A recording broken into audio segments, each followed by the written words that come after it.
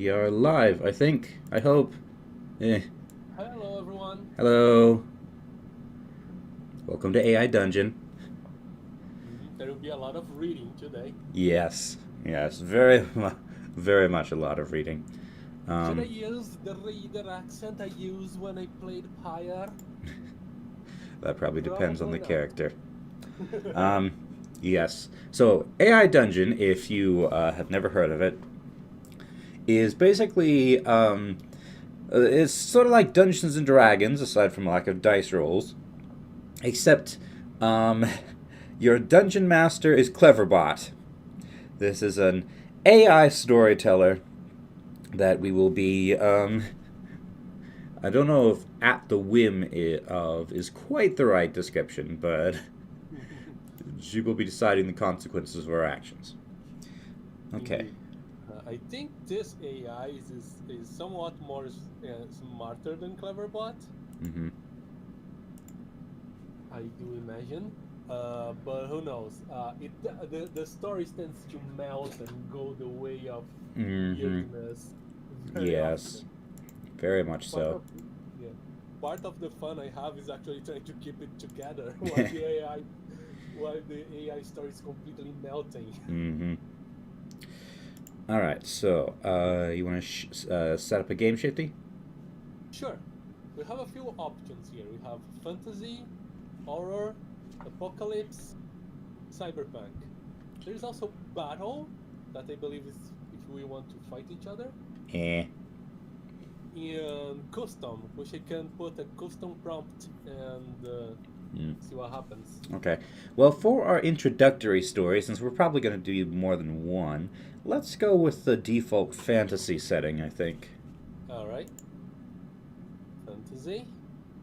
It's generating the story. I need to put a character name. I will go with Shifty.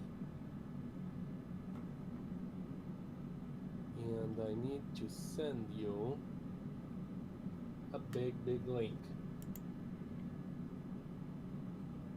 Mm-hmm. I await the big link. Hello, the Forgotten Six. So we're playing Dungeons and Dragons with Randy Random from RimWorld. No, not random. It's not random. It's just uh, it's just kind of crazy. There is an internal logic to how this AI does its thing, although I could not purport to tell you I understood said logic at times. Let's see. All right. I have a black screen with green text, and it looks like those old monitors, but with more uh, resolution. Hmm. I have a black screen with no text.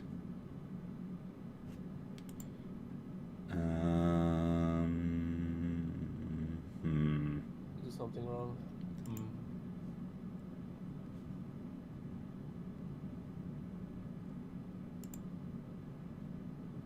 I don't think so. Try copying this link again. Paste and go. Connecting the servers. Here we go. All right. All right. All All right. right. Okay. I should have prepared some Creative Commons music to be playing during all this. Oh yeah, that's true. Let's see. We both kind of forgot. Yes. All right. Character name. Character name. Um, my name will be Steve. Steve and Shifty. Okay, perfect sense. All right. So our story begins with a group of adventurers living in the medieval kingdom of Larion. Larion. The kingdom is filled with small villages and thatched cottages and has been relatively peaceful until now. The adventurers are on a quest to find the magical Staff of Zalos. They walk through the forest and notice a band of mountain dwarves. The dwarves are friendly and offer them food and drink. Then one of the dwarves turns to them and says that he and his fellows have been waiting for someone. Someone who has special abilities and will help them take over the mountain fortress Droberg, which is filled with supplies that they can use to make their colony more prosperous. Hello, Tiny Saint. Okay. And Hello, Tiny Saint. Right, so we can say, or just write the story. Let's see. do, say, or what happens next. And is this on a turn-based thing where one of us goes and then the other goes? I am not sure. What does your prompt say? Because mine says, what does shift say? Mine just says, what does Steve do right now? All right, yeah. Okay, so I am going to ask, what are the defenses of the Droberg fortress? Let's see what happens. The dwarf explained that the fortress is surrounded by a steep hill with a single entrance that leads into the heart of the mountain where the royal family resides. All right. Okay, so I think I'll let you take the next action. Okay.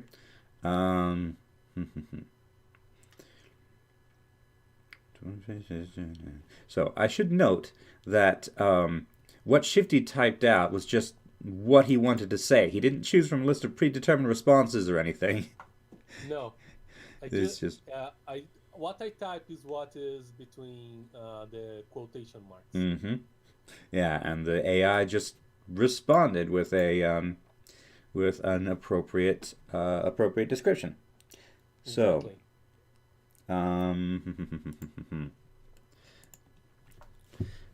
what do I want to do? This. Sometimes the prompts can be a little bit. Okay, now what? Yeah. So, I will make paper cranes. Steve makes paper cranes. The explorers are fascinated with the dwarves' idea. One by one, the dwarves produce a piece of paper, all of them covered with diagrams and lists of ingredients. There seems to be a great thought put into each cranium. What? And sometimes the AI doesn't know what to do with us. Yes. Yeah, I try to be nice to the AI. Yellow and all in. I mean, I didn't do anything too crazy. I didn't do anything like blow up the sun, for instance. I just made paper cranes, which is a perfectly legitimate thing to do when you're bored.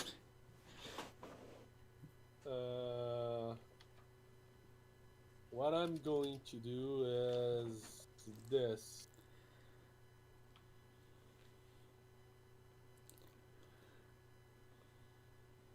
All right.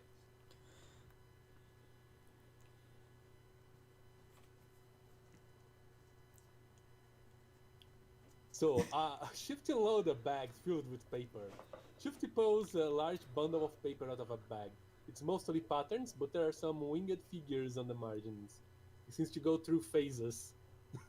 What? Ha! He laughs. I have no idea what's going on anymore. So,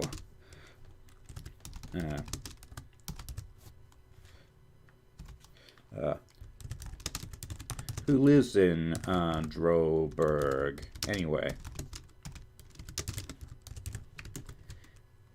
that's how you spell it, right? Yes.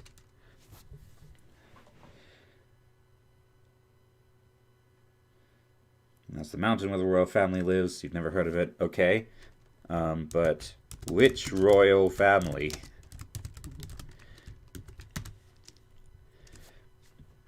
The royal family? The royal family don't just live in one place, you know. There's a king, a queen, a prince, and a princess, and various lords and ladies. That's vague. Okay. Very vague. Are they good royals or bad royals? Well, the king is a wise and just ruler. Good rule. It's the queen that's the problem. She's an evil old biddy that wants to see all the dwarves dead. And then somebody asks why. I'm gonna ask, in what treasures can we hope to find there?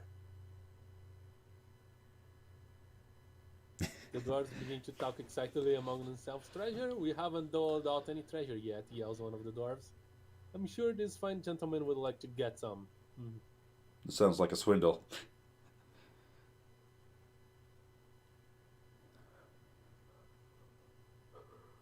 What was our quest again? Oh yes, the magical staff of Zalos.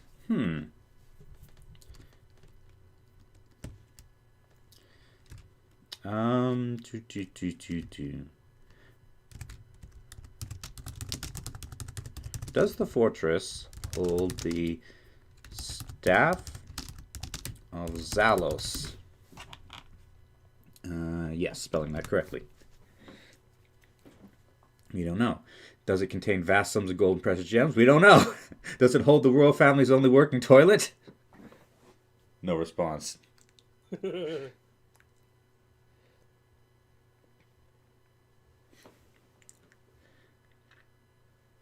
Start a pyramid scheme.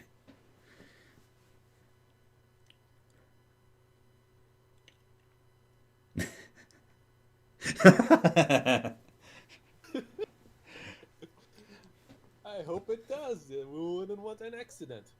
That's that not. Doesn't really. That's really, yes. really funny.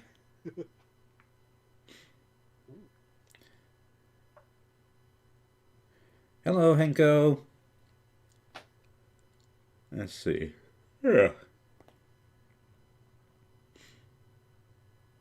All right.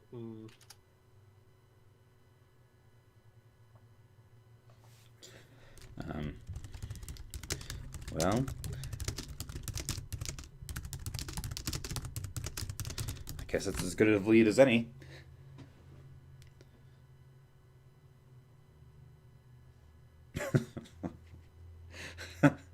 Oh, now it's... Oh, no, it's taking over me. Yes. It's taking over my character. It sometimes do that.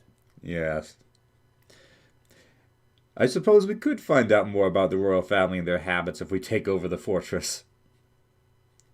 Or we could just rob it. Yes, that's true. That's true. That's true. Okay, so what's the plan to take over it?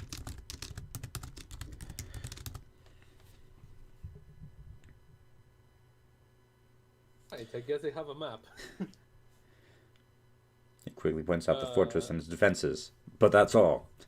The plan is to point out the fortress and its defenses. We could just hit enter and let the AI generate more text. That's true. That's right. There we go. He then points out a large mountain, roughly the size of a small mountain, about an day's walk away. All right, sleep well, Henko. All right. That would be the perfectly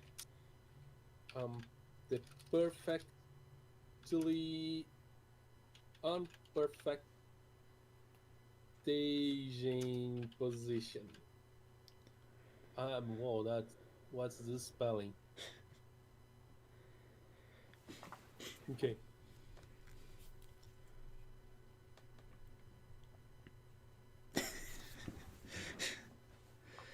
Shifty explains the idea to the other dwarves, which ones agrees that it is a perfect idea. They could usually make a raid on the humans in their weakened state while Droberg is undefended. Or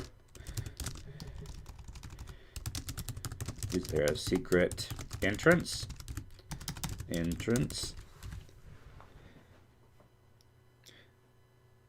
Oh, they don't like that.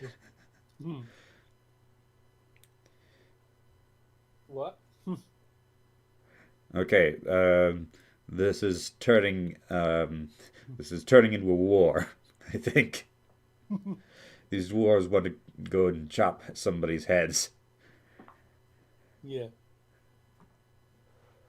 The dwarves begin to show signs of dissension. Why are you hiding in a hole?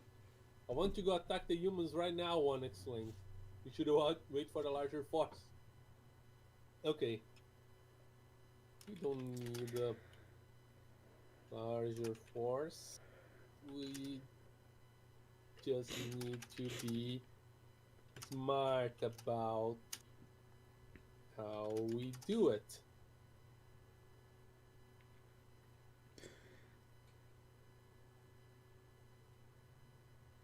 If we attack now, we can take the humans by surprise and get a hell of a lot of loot. Now hold on there. There's no need to be rash No in idea saying who's that. talking. Yeah, let's let it generate a bit more. We're gonna make a complete assessment of the situation before you act. Remember, we're dealing with inhuman creatures that are older than some of us. The dwarves begin to get angry and nearly raise his hammer. And the angry dwarf, a paper crane. The dwarf takes a look at the cranes, comes down, and thanks you. Yay! Just in case we encounter dragon, draw a protection circle in the dirt around you. Noted.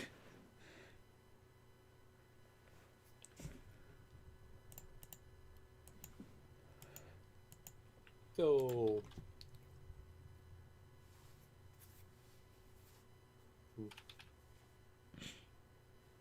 should we get going?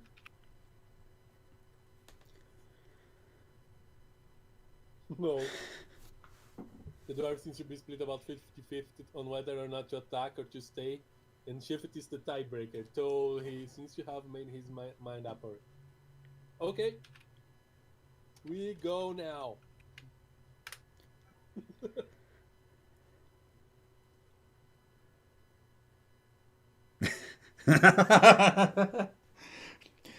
Yeah, one of the dwarfs Go on. agrees. They all get ready and begin to leave when one of them stops. When are we leaving? He asks. We're not. Okay. And just let it. We are leaving now. Now.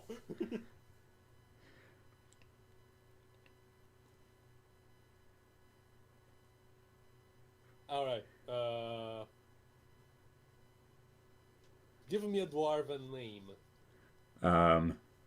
Urist McHaggis. Whoa, how do you write that? That's URIST.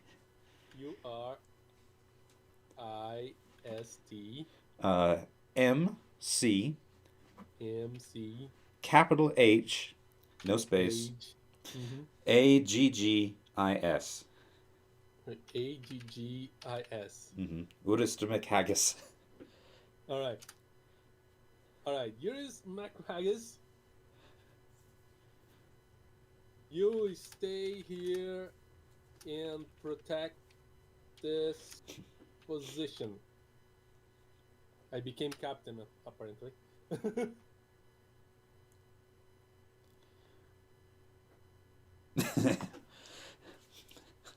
But I trust you to guard it. Fine! Urismund scowls and throws himself on a bed, pulling a blanket over his head. Who is Urismund? Urist's mom, presumably. I mean, apparently his mom is a guy, but...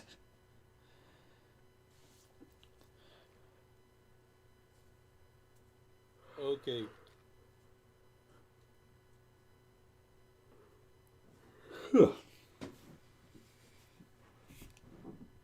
Alright, So let's just do... Go to the large mountain the size of a small mountain.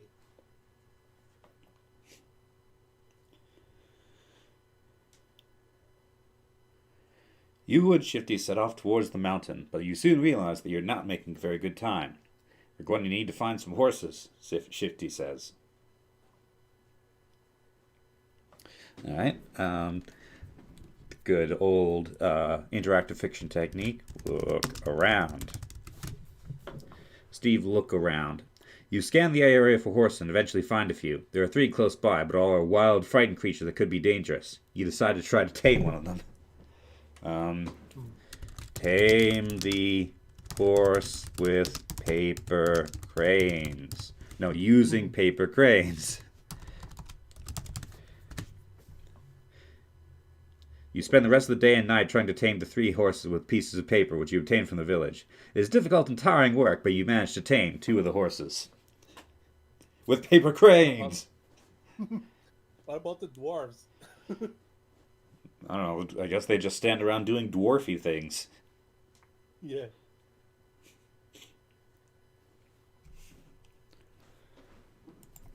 Alright,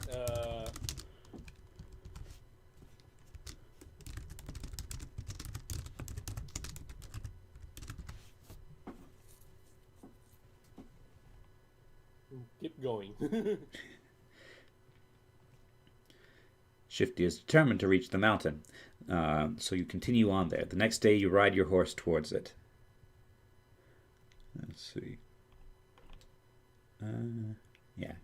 Go ahead and push things forward a little bit. I'm going to see if I can find some background music. Unfortunately, the horse... Unfortunately, the horses begin to lag behind, and after a few hours they stop. We need to make them go faster, Shifty says. What am I going to do is search for apples.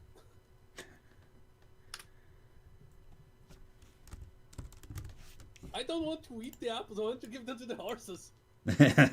You and Chip eat the apples you find on the trip, but it isn't enough to speed the horses. Okay.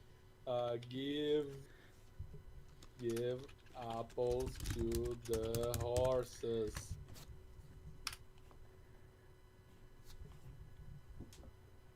The horses seem to like the apples, but they don't seem to be moving faster.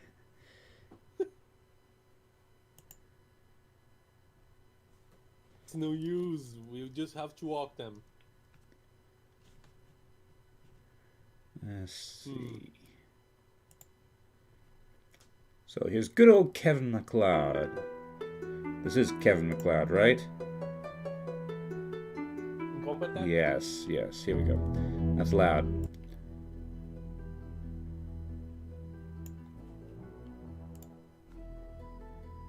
Okay. Now we'll drop the link in our thing so that you can have it as well. I'm sure that the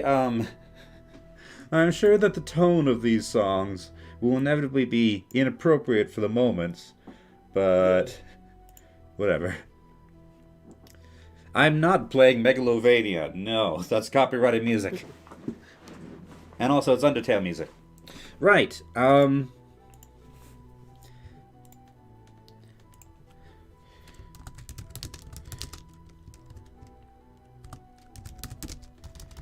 takes the option to loop. Isn't there an option to loop? Yes. Loop and shuffle at the top of the list of tracks usually. There is no list of tracks. Huh. It's just the video. Just the video. Okay.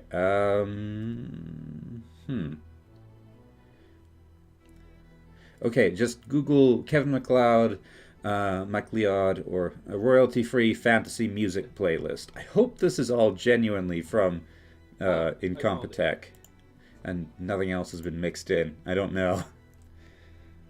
All right. Anyway, I just found a loop option by clicking with the right button. Okay. It's from. Okay. It's okay. All right, my apples didn't work. Steve takes the wings from the paper cranes and puts them on the horses.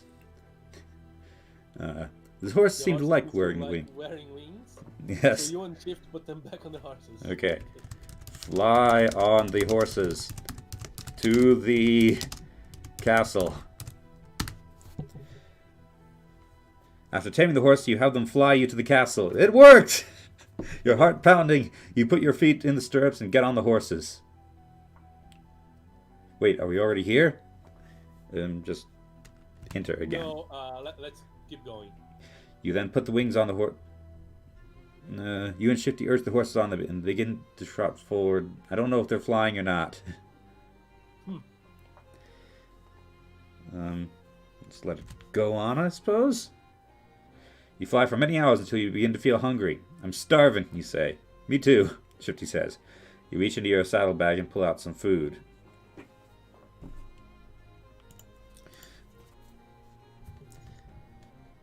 The food's delicious and fills you up. You make sure to save some for later, just in case you are unlucky enough to run into trouble. The sun is beginning to set when you begin to feel your horses. When you feel your horses begin to lag. Yeah, it's start to lose track. Yeah. It's repeating itself. Uh-oh, check your ping. You look down at your ping device and see that the metal is gone. It's not just the metal either, you say. I think they're losing energy. Shifty also looks at his. Alright, what do I do when I look at mine? Yeah, it says the horses have expended all the energy and they are now just chilling out. You look at the mountain at the top of the humans raiding towards the castle. Okay.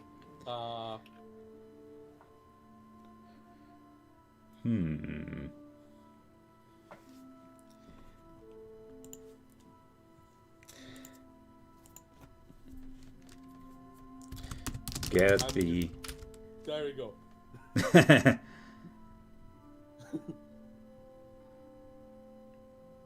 Plug them in the opposite way. Shut up. You and she's both jump off the... Okay. Okay, get the humans' attention. You turn your horse around and gallop towards the troop of humans. They begin to notice you, but several arrow shots. Ah, dang it. Incidentally, my horse is light brown. Which is... Alright.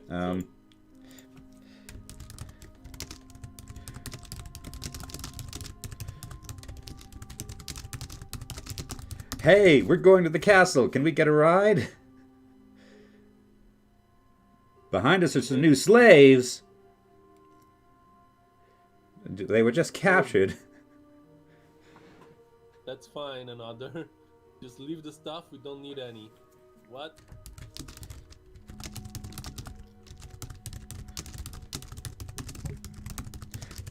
I don't want to travel with these soldiers anymore. Oh, now that...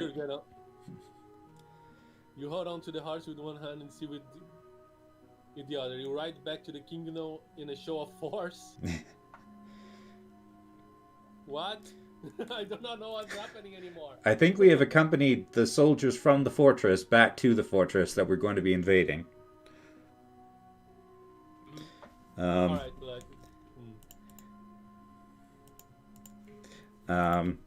We want to see the king. Certainly, the guards say. You enter a huge snowball-filled throne room. The king and queen of England are there, along with several other minor royals. We're here to see the king. The king. Now you're in England, okay? Yes. Oh, it's not Ladio anymore. Yes.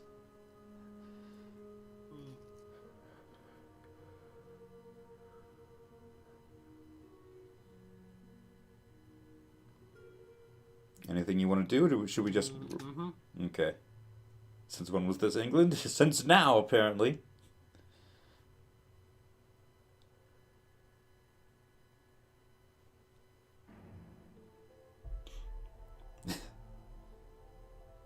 The guards stop our conversation and stare at you.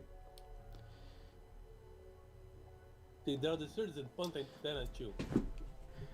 What's going on? Steve asks. Calm down the guards with paper cranes. Steve calms down the guards with paper cranes. You begin to count to 3, then rapidly unfold a paper crane and put it in each of the guards' hands. Does it work? Yeah, let's see. Thank you, one of the guards say. We must see the king, he says. You all nod quickly into the throne room. The door slams behind you. Um, now what? Wait. Oi! King! The king looks up from a snowman building. Yes, he says. We have a plan to save Christmas, Steve says. The king frowns. That was my line. Oh, sorry. And he's off again. We want to save Christmas, you say. That's great, the king says, but you'll have to speak with Santa about that.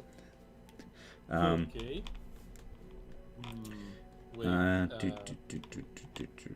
me scroll up a bit.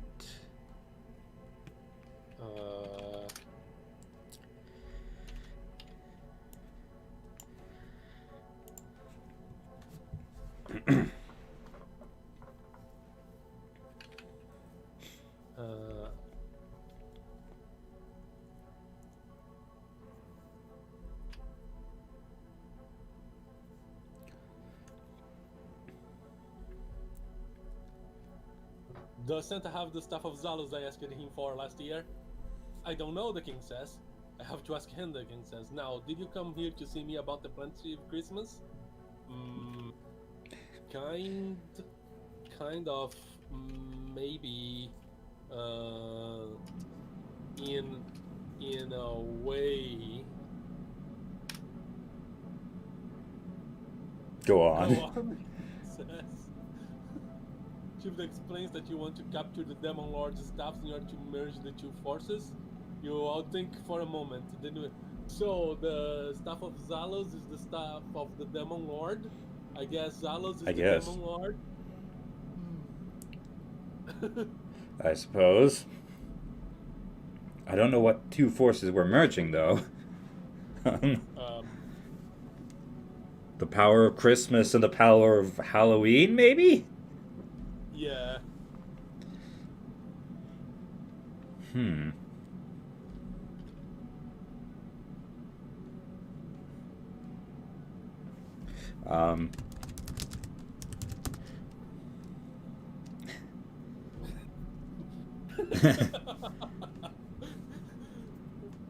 I say, we also need to bring Jack and Skellington. Oh, the king says, I like the idea, I'll set it in motion. Thank you, you say. He does, and promptly returns to his snowman building. I'm going to watch the queen to see if she's an evil old biddy, whatever that means. You look at the queen who is sitting in front of your house. You instantly recognize her as the woman you played cards with on occasion. She notices you looking at her and waves. Wave back. Steve waved back. So how's your wife? She asked, leaning forward and laying her elbows on the table. I think I'm playing cards now with the queen. Fold the cards into paper cranes.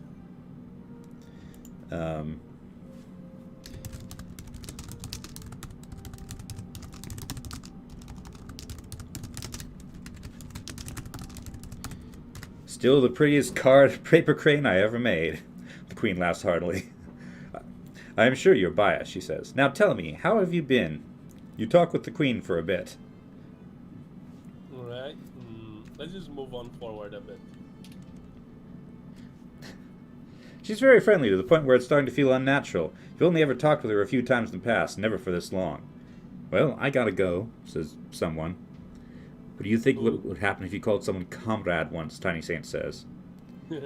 Oh, I said that apparently. Alright, she answers. Hope your plan goes through. You nod and then take your leave. On the walk home, you can't shake the feeling you're being followed. Why are you walking home? I don't know. I guess because she's not an evil old biddy, so I have no reason to go through with the dwarves' plan anymore. Yeah. Ask a paper crane to scout around for anyone who might be following me. You blow into the paper crane and it gently consumes the moisture in the air around you. You scan the street looking for any movement. Seeing nothing, you relax. Suddenly the ground begins to shake. Go forward. I have no idea where Shifty is. You start and look up, seeing a large portal open above you. Within the portals are several massive snowmen, each wielding a different weapon. They begin firing upon me. Alright, I think you should establish yourself in this scene, Shifty.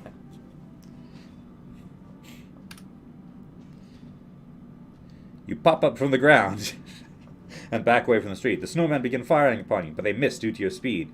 You quickly leave the area, running as fast as you can. You know, I think the game might have forgotten that there's actually two of us. Yes.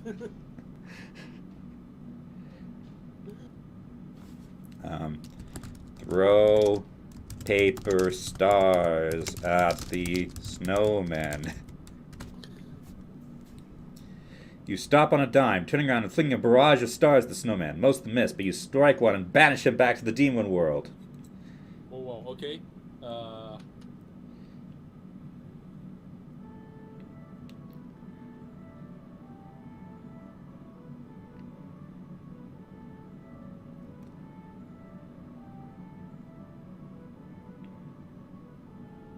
You quickly move forward and yank the portal off the ground. You plug it into an I said unplug, but okay. You plug it into an available power source and it shuts off. That's completely... It's what I wanted, just kind of... Backwards. Backwards. The snowmen begin to disappear from existence. Oh, wow. They're melting because their refrigeration is failing. It's off, yeah.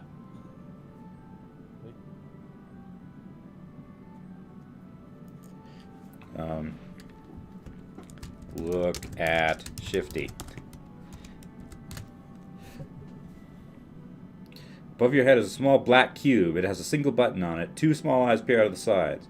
The cube is that cube is the portal machine, Shifty says.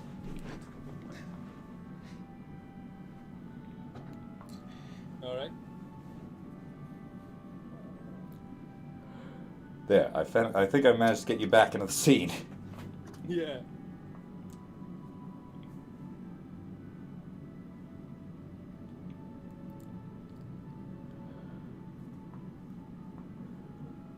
Alright. It remembers me. Mm-hmm. Yeah, why didn't you think of that? Hold on a second. Wait, there's Shifty, and then there's Steve, and then there's you. Okay. I think we have changed. I'm not sure we're playing as Steve and Shifty anymore. Maybe?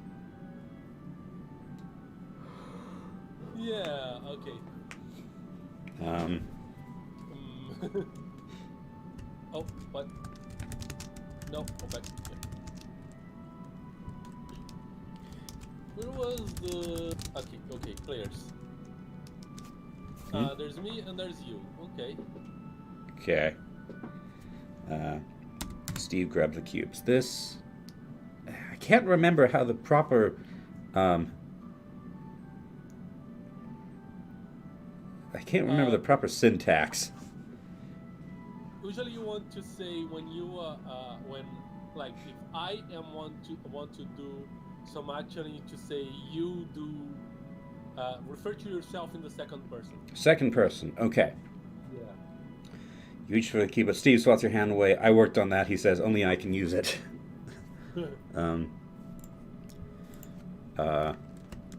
But I...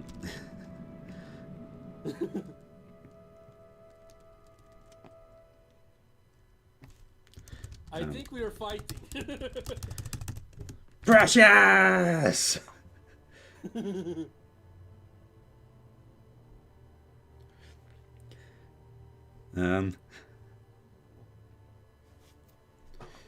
know what?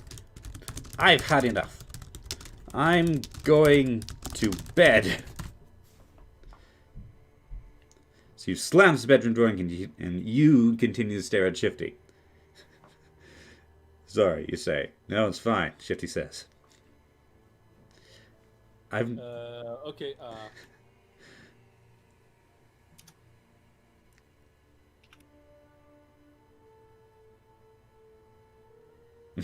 okay. That did not make anything. That didn't make.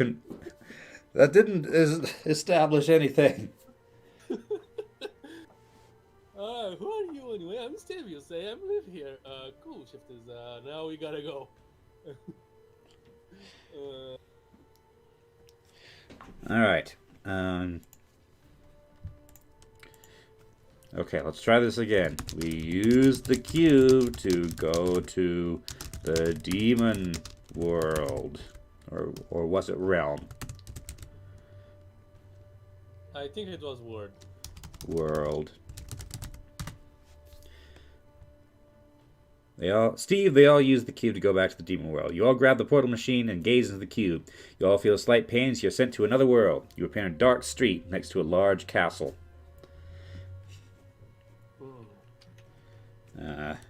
You look to see if you look. More castles, darn it.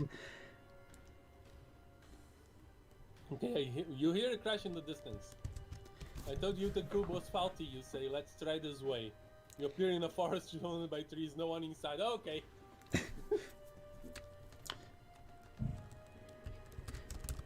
You look for a lamp post. You spot a lamppost and go over to it. You find a note stuck to the corner of it. You read the note and it says, "This lamppost is C4. Uh-oh. You drop the post as it explodes a second later and you're sent flying into the air. You fall through the air for a few seconds until you come in contact with something solid.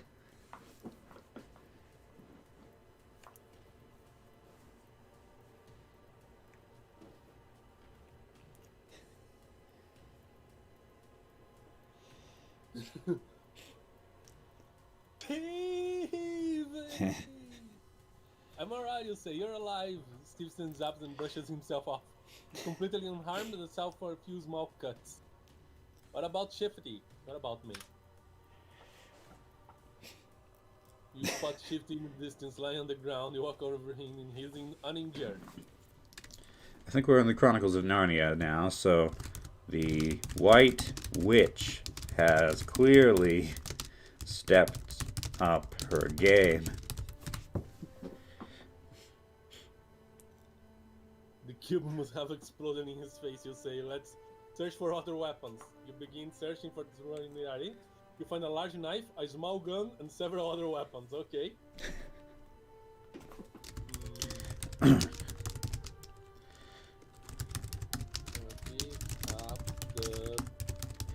I don't need these, I have paper cranes. You put the large knife back and pick up the gun. I'm not using this either.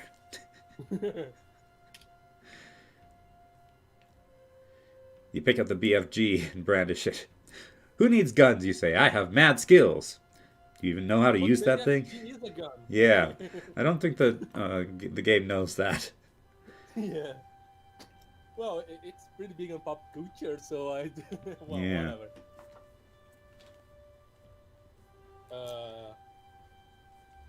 Alright,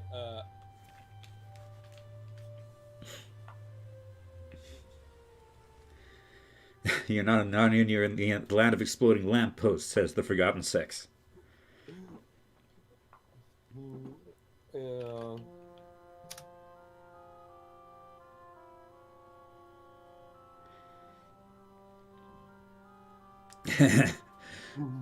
She says, no, you BFFG.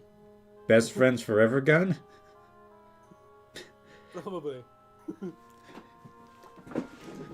would just take out an entire castle with a single blast. You'll burn yourself out, Steve says.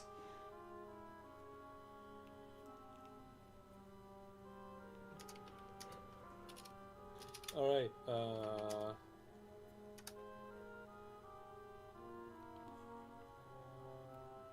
So will the castle. Doesn't matter, you say. I got this. Shift your sides and decides to ignore you. You take aim at a nearby wall and fire. Oh, I want to see what happens. You manage to take out a few bricks before the clip is depleted. I don't even know how this thing works, he admits. You find a new target and fire. Okay, let's keep firing this thing. You hit the ground once again, although you manage to take out a few bricks on the ground floor. You keep firing until you take out a portion of the first floor. I'm destroying the first floor? Okay, I'm destroying the castle, I guess.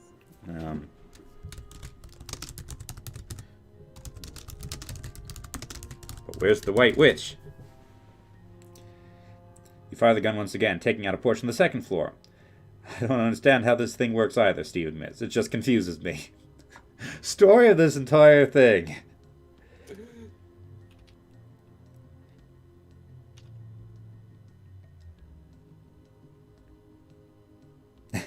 She says, let's just use nukes. As if we could get our hands on one of those, you say. So just find something else to use. I have several ideas. Have we declared war on this wall? Apparently. I'm guessing it's supposed to be the White Witch's castle or something? Probably. Okay. You know, I'm going to... Enough of this fighting the wall. We have a way in. You go into...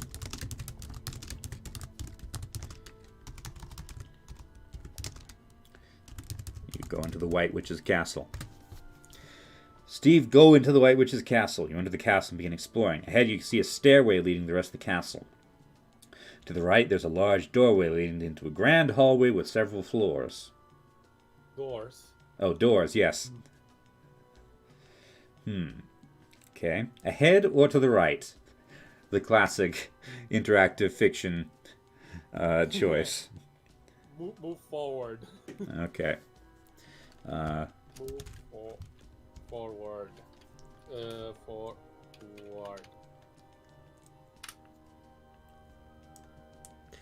You walk into the hallway. No, that was to the right, right? Yeah. Right. Leading into a grand dining room, you see a suit of armor nearby. You draw your sword and begin charging it with psychic energy. Wait! Somebody says. I'm psychic now. Okay, I like it. Wait, what? The suit of armor says. Suit of armor says, I want to talk to you. Go back to the stables, you say. My mistress, the White Witch, wants to meet you. Alright. Okay. I'm interested.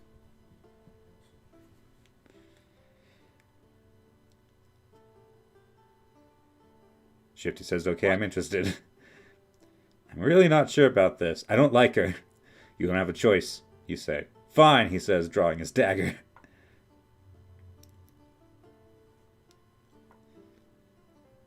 Okay, let's generate more story. Okay, the suit of armor wants to speak to me in private. You turn and begin walking towards the door. Steve follows you, keep his dagger down. Let's see what happens now. Let's generate more. You can choose me, the suit of armor says. Alright, you know we came here to slay the queen, right? The White Witch, rather. Because there's a different queen. Yeah, you say. You'll find her, I want to meet her, the suit of armor says. Okay? Bless you. Thank you. Or something.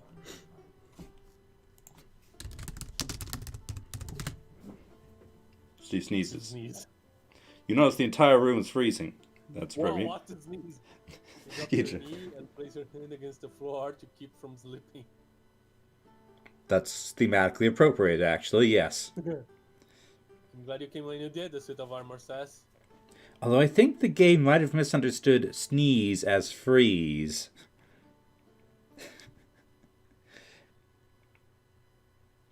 Maybe. What happens next? I have to say I was a little surprised that you came to me. I thought for sure that you'd either try to kill me or not respond at all. Well, it is not every day that you see a talking friendly suit of armor.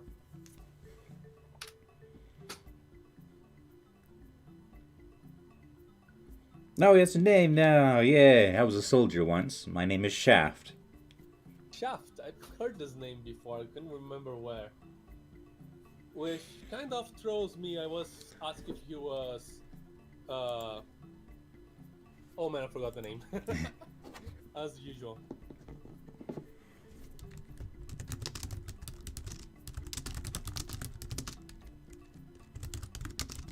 We should go fight the witch now. Yes, let's do that, you say. You begin heading for the door. Just out that door? Shaft asks. Yes, you reply. See what happens. I have one last request, he says. What? You ask. I was once in love with a girl named Anna. That's terrible, Steve says.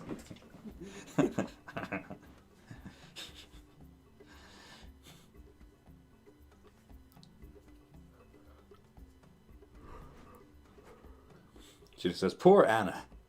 What do you want to see her, you ask. Because I'm sure as hell going to hell because I didn't try to stop my obsession, Shaft says. Can we focus on. But can we focus on the why witch for now?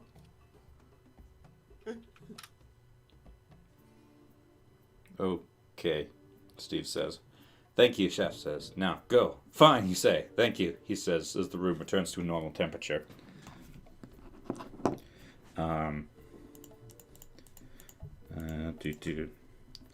You stride into the witch's throne room. You walk forward, heading towards the throne room. You hear a howl and then turn to look. A large black wolf is howling at the castle. It howls again, and you flinch. That's more grim. Captain of the Witches' Secret Police.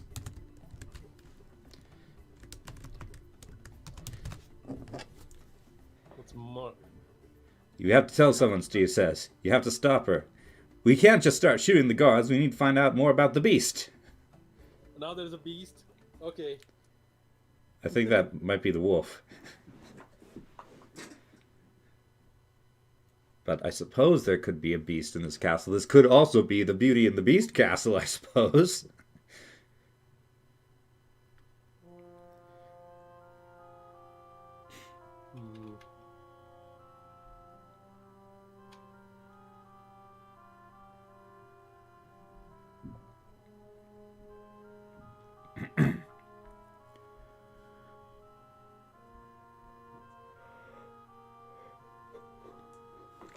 All right. With the psionic beam.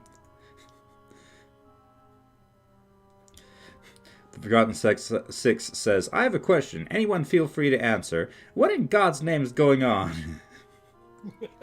I don't think anybody knows what's going on. No. Try it. Fine, I'll risk it. Do it, Captain Fury says. Shaft extends his hand, pointing a finger at the howling Morgrim. Okay. Go on. He closes his eyes before firing a beam of psychic energy straight at the wolf. It howls in pain as its body is fried. It falls to the ground, twitching slightly as its life ends. I was the psychic one. Yes. Well, that was easy. Let's get the hell out of here, Hinsman says. They're just throwing new characters at us. You begin running towards the door. You hear a new set of howls. Okay. Wait. Do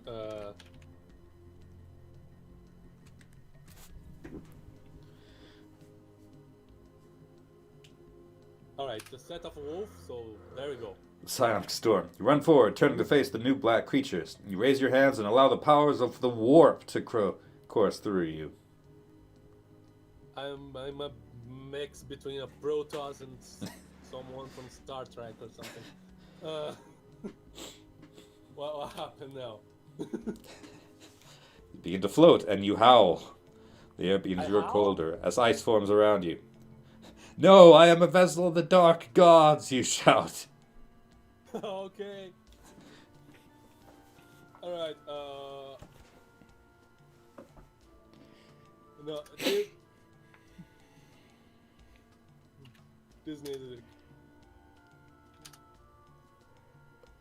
This needs to be like this. This needs to be like this. Yes. If I write it correctly. All right. Oh no. Cthulhu, give me strength. You begin screaming the howl of the cornate ogres. Oh, now corn is involved. As you allow the powers of the warp to course through you. Oh, it's not the Protoss. It's Warhammer 40,000. Oh, okay. And in Lovecraft jewels. Yes. The Forgotten says, I'm just waiting for the ruin to come and destroy everything. Yeah.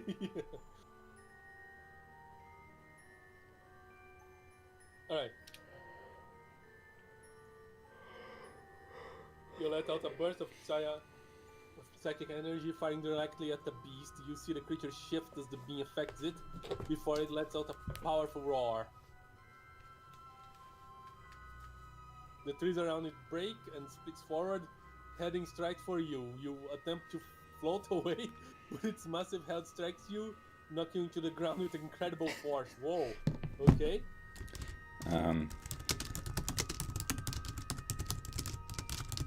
You throw paper cranes at the beast. You roll to avoid the crushing claw strike, letting out a scream. You fire a burst of psychic energy. No, paper cranes! Out of the creature's face, but it barely slows it down.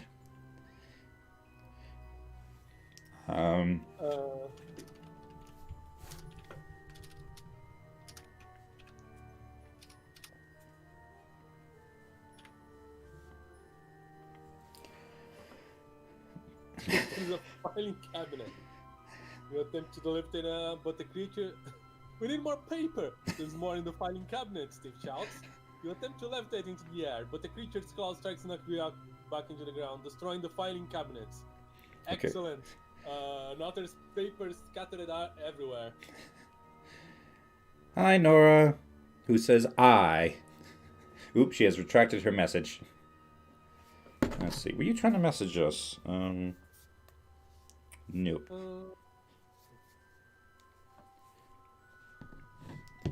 I believe we can still bring you in if you want, Nora. Anyway, Yeah. what are we doing? Fighting this creature. Oh, it wasn't available to join. Hope you have fun. Alrighty. Thanks for coming to visit, at least. Oh. Okay. Alright, we have paper. We have paper. Alright. Let's see.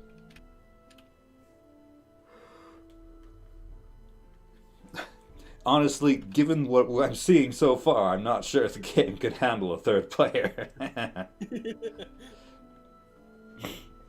It's having hard enough time keeping track of who we are.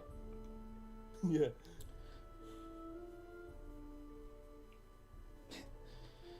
You focus, infusing the paper with psychic energy. You allow the warp to put you into a trance before beginning to draw symbols in the dust with your powers. You make a gigantic psychic paper crane to attack the beast. You grab one of the cranes and begin to carefully tear the sheet of paper. You fly it at the beast, and it snatches it out of the air. Dang it! Mm.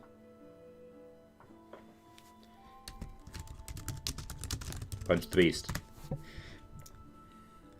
You raise your hands and begin to fire a burst of... Now I've got psychic powers. It takes too long to turn, and is struck blind by the powerful beam of energy. The game has just decided that we're all using psychic energy. Like, I didn't try to use psychic energy. No, yeah, he said I was using psychic energy on a sword, and then I decided to roll at it, and now I have no idea. Now everyone's psionic. Everybody was psychic fighting. Yeah. Enter, I guess. The creature lets out a pained squeal before heading straight for you. You attempt to float away, but it knocks you back to the floor with incredible speed.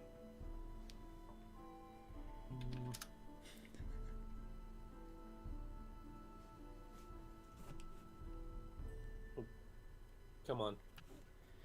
I do not want to call upon the power of Azra Nox and the Castle's cult. Fire shifty sniper rifle. You grab the rifle, but the creature knocks it out of your hands. The creature takes too long to aim, and you move to fire. But wait, you lost. Now it knows how. Now it knows how to fire a sniper rifle. Okay. Hello. Hi, Yellow? can you hear me? Yes. Okay.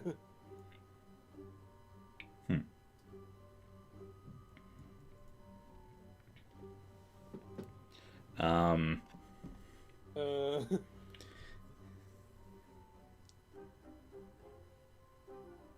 Knocking off one of its eyes.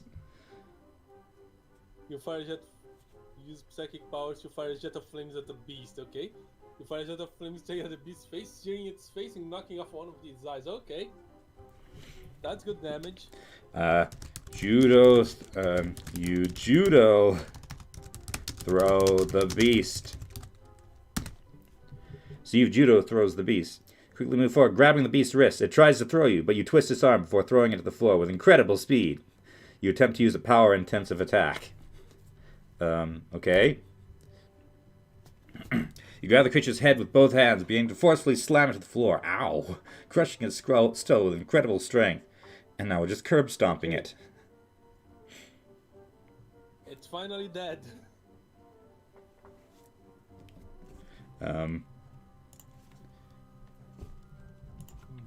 Is it dead? Yeah, it's dead, Hisman replies, whoever he is.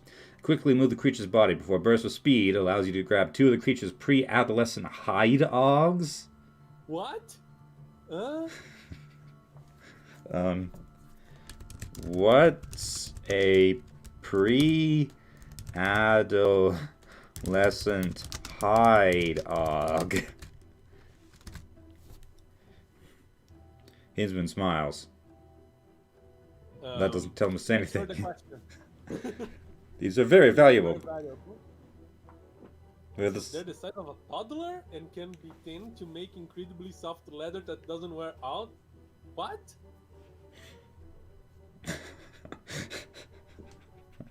Those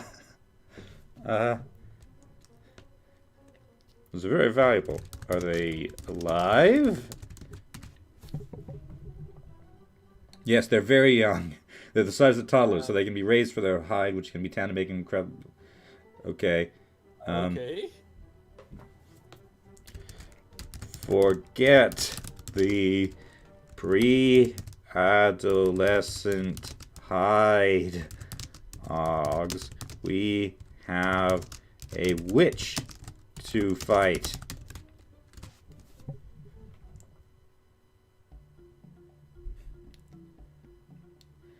Okay, and Hinsman agrees. Forget the pre-adolescent high dogs. It's doing, okay, pretty good, I guess. I was just asked to rate the thing. Yeah. Okay, I think I said not so great or something. Yeah, that's fair. Yeah, really.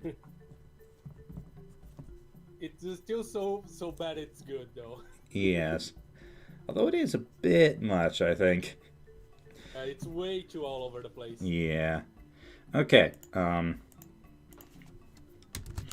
Stride through. You stride through the doors into. Not stride through the doors. Stride through the doors into the White Witch's throne room. Let's reintroduce the White Witch. You enter the throne room. You see several mutilated bodies impaled on large spears with their heads lying next to them. You see a hole in one wall and a power sword lying in it. You look for the witch, for the White Witch. You look around the room, but you see no trace of the White Witch. Dang it! She has to be around here somewhere, Steve says. We should split up and find her. Split up, find her.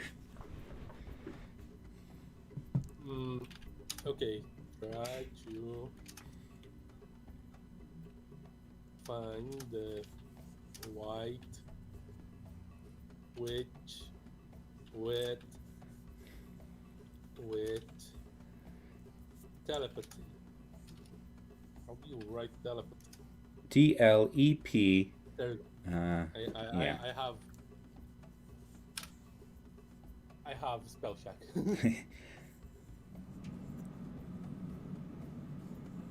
It'll take a moment for your psychic abilities to grow more powerful, Hinsman says. You focus, trying to listen for any thoughts, but you hear nothing. I can't sense her. It'll take a moment for your psychic ability to grow more powerful. Alright, so what I'll do is to take a moment. You take a moment as his man's not. So that your psychic abilities begin to develop.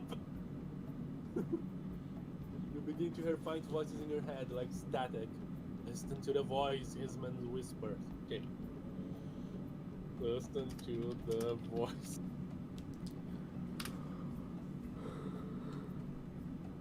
The voices begin to grow louder as you hear the demonic voice laugh in your head. Fools! Haha! The voice grows loud. The voice grows louder.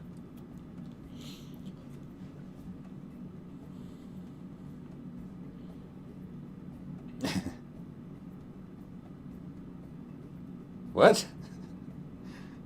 What? I say, I found her. I found the witch, you say loudly. You turn to see Steve pointing a gun at you. What? I am the beast, the demonic voice says. Am I mind controlled? Or was I the beast all along? I have no idea. Who knows? Alright,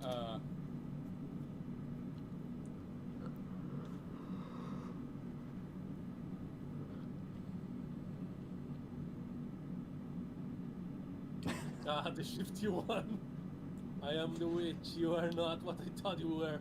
Okay, what? Are you the witch now? I have no idea. I'll let you handle this situation.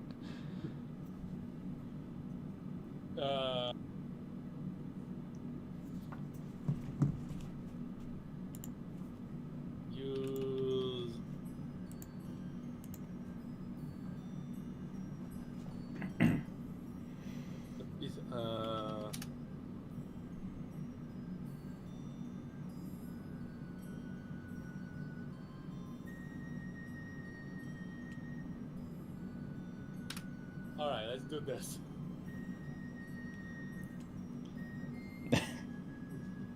This psionic mind exploding skill on the witch. You fire a powerful blast of psionic energy at the witch, but she simply raises her hand. The beam slams into it, blowing a hole on her head the size of the London bus. What's her size? That's a very specific descriptor. We are back at England again. Yes, it's true. Those are some pretty big buses. Double-decker buses. Yeah. Forgotten Six is off to have a question. How did Rami get his matter manipulator? When the protectors are supposed to have those. The machinima takes place 30 years after the events seen in the main storyline. So matter manipulators are a much more widespread technology after the Protectorate more or less collapsed. They didn't really amount to much um, after the whole business with the ruin. Did I kill her? No, Hensman says. Look, as you turn to see the witch rings from her throne. Standing slowly, she has her arm staring at you, with a hole the size of a buzz on her head. Why am I not dying? Excellent question, actually. Am I free yet? C says, am I free yet? You're free, Hinsman says. The witch begins to pace slowly before staring at you. I am the great Lich Lord, she hisses. Now she is a lich. Okay. I can't say I'm surprised. You're a lich, you ask?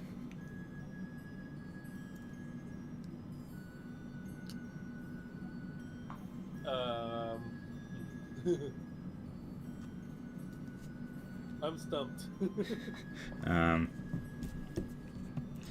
1 second, let me scroll up a bit.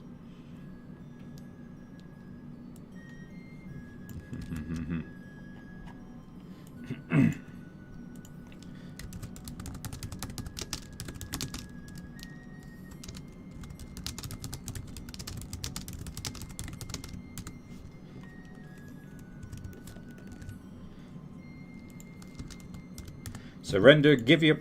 That's the wrong throne. Surrender, give up your throne, and hand over the magical staff of Zalos.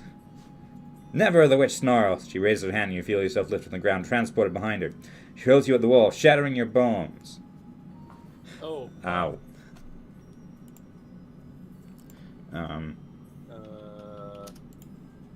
Use psionic healing. Link to put Steve's bone back together. Never know where the age goes in together. Oh, I said instead of doing. You're children. Let me try again. Almost all. Yeah. Close your eyes and Close tempt your eyes and attempt to heal yourself. I'm not Steve. Good idea, Desmond. Okay, your body feels to your body heal itself. Okay, but I want to heal Steve. All right, go. It's the only way you're getting out of this alive. You open your eyes to see that Steve's is normal again. Okay, it worked. I'm alive, he smiles. Row paper cranes at the witch. Witch. Steve throw paper cranes at the witch. You gently toss several pieces of paper which float in the air and then burst into flames. They burn instantly, and you feel the warmth spread throughout your body. What is this? I now have the power of fire. Now I'm really not burnt. You smile. With this power, I can easily defend myself from the witch. I'm not a witch, I'm Hisenden's apprentice. What? You're totally the witch. You're totally the witch. I'm not, Hinsman said. She's just a bit of fun. You can thank me later. I'm a fun? I feel so good. What?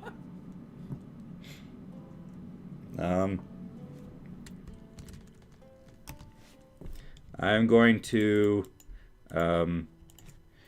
use my powers of fire to melt the White Witch's eternal winter. Steve used Steve's powers of fire to melt the White Witch's eternal winter. Steve grabs a nearby candle, holding it out in front of him. He holds it up, staring at him. Feel the power of my fire, he screams. And suddenly the candle bursts into flame, setting your eye alight. You scream at... Oh, great. Steve's face contorts in pain before the fire engulfs your body.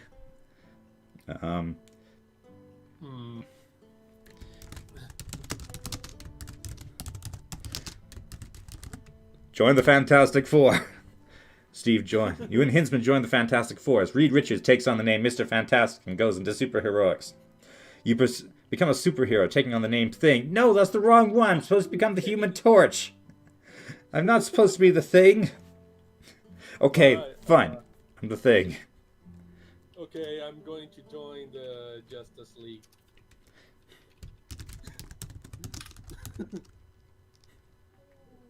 You join the Justice League. No. Okay.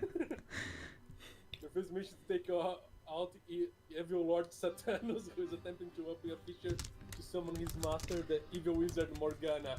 In a minute. Morgana the White Witch. I'm going to clobber the White Witch. You quickly see that the White Witch has no fear of you, so being impulsive, you smashes her face in with a right hook. She falls backwards but gets up quickly. Did that hurt? She laughs. She quickly grabs you and tosses you at the wall. You slam into it, causing you to shatter into a million pieces. You die instantly. Ah! Ah! Shifty calls Batman. Batman, you say. Okay. Now you are in a cave.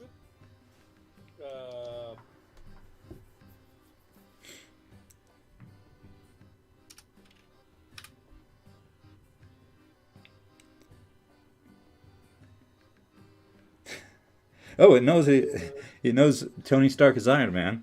Okay. Interesting. What other superheroes can I call?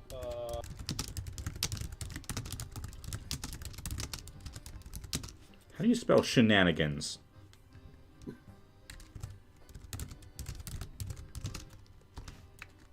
Okay. You quickly change to... Okay, now I'm Aang. Well, you're the Avatar.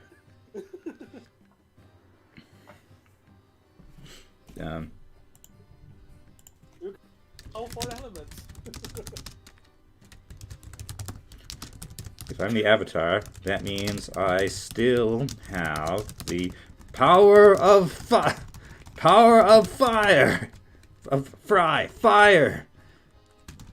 Fire. Wait, I'm Steve again. I have the whereabouts of the cave, now both the Avatar and Fire still going to miss.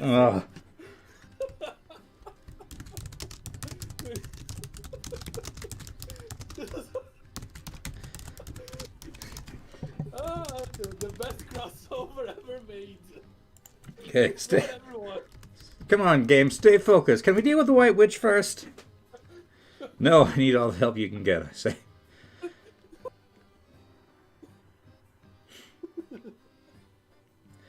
I don't think we're beating the White Witch right now.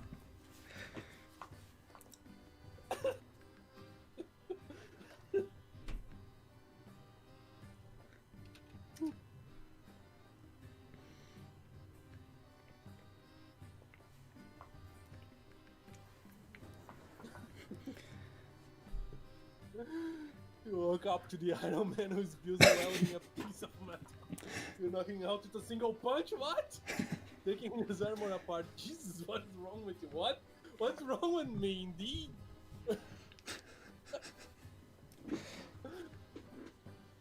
Yes, because he stands up, just taking out the threats. You use magic punch with a solid punch, knocking out again. Okay.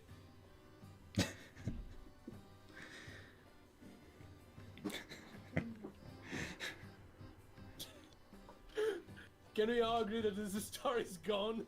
Yes, but I will defeat the White Witch. I insist that we defeat the White Witch. What if I just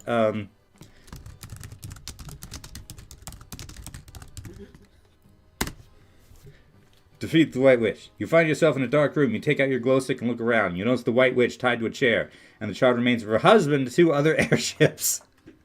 Her husband and 2 other airships. Airships.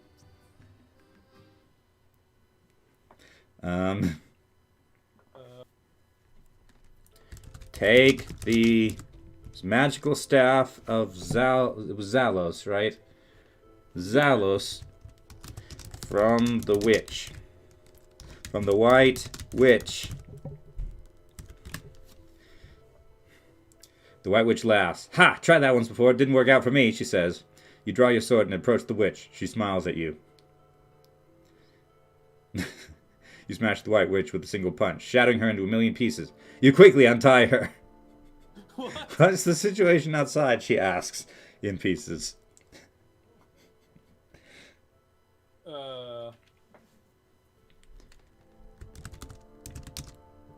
Smash her again.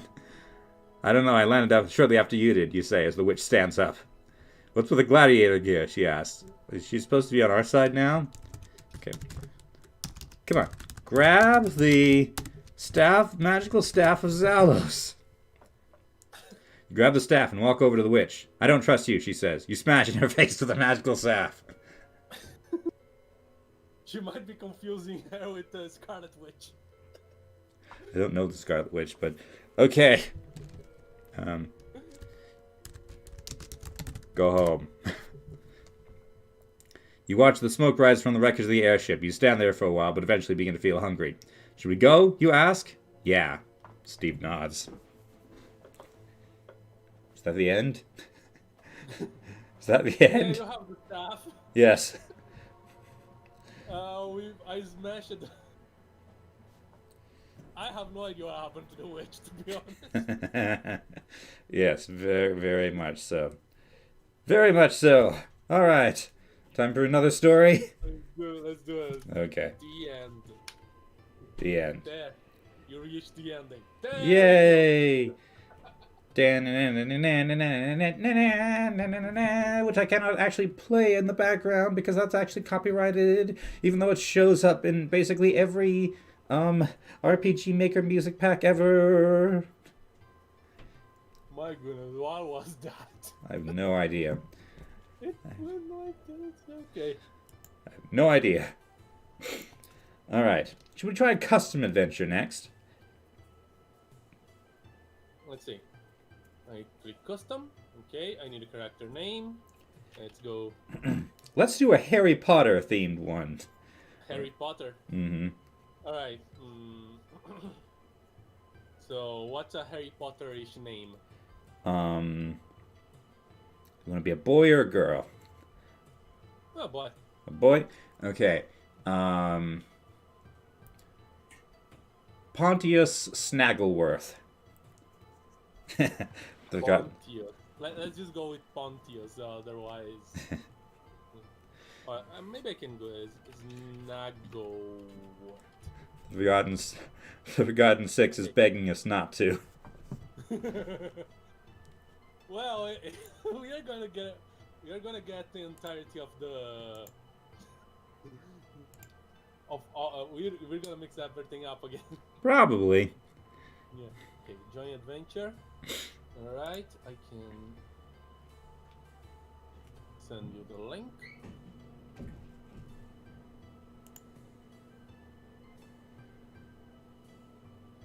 All right. I don't know what could happen. Well, we don't know what could happen with any of these. Okay. Okay, character name. Let me see. What do I want to be? You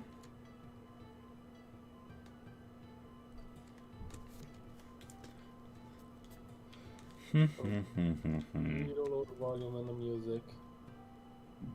Could destroy all of reality. I think we already did.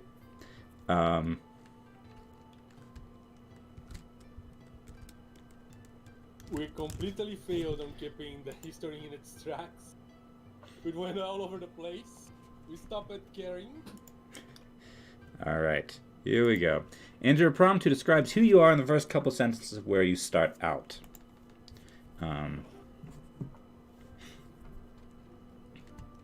We are young wizards. Don't use we. Use the second. Use always second. So is this Person. okay? So you are young wizards. Yes. Okay, you are young wizards. Attending the Hogwarts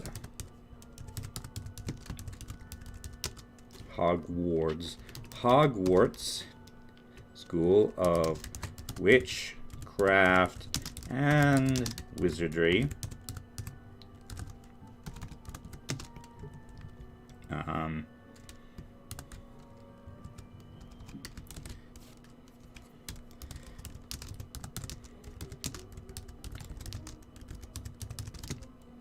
You are in potions class, and neither of you have any talent for potions. Hold on a second. Let's see. You just want to pass your classes without getting involved in any weirdness this year.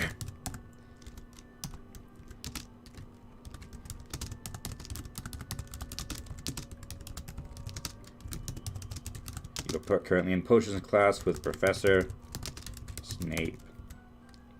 Anything else you want to add? I don't know much about Harry Potter, so Okay. I only watched the first movie.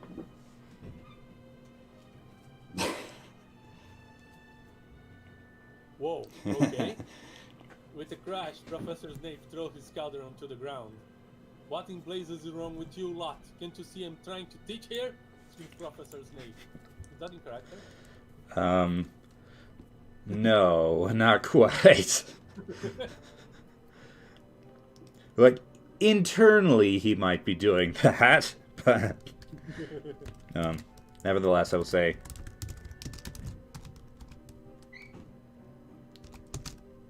typical Snape. Jovius says, typical Snape. As the class continues, you're struck by one idea. The wizarding world has been turned upside down. That seems about... let's see. In that case, invent a gravity reversing spell. Jovius invents a gravity reversing spell. With an ace listed like that, you can't afford to turn down the opportunity. Huh? After the class, you approach him as he heads to his next class. Snape, I guess? Good day, Mr. Jovius.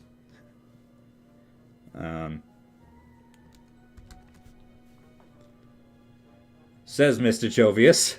Hi, he replied nervously. I'm sorry, I don't believe we actually had the pleasure of being in the same class together. Okay, this has gone off the rails immediately. Yeah. You want to try to salvage it, Shifty? Um, Oh, yeah, this is the music from, Banished, I think.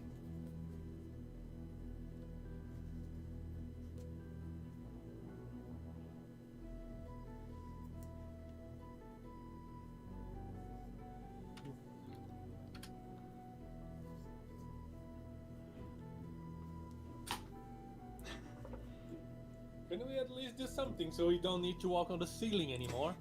Yeah, Mr. Chavez, you say. We would really like to turn gravity on and off. Oh? He asks. Yes, on.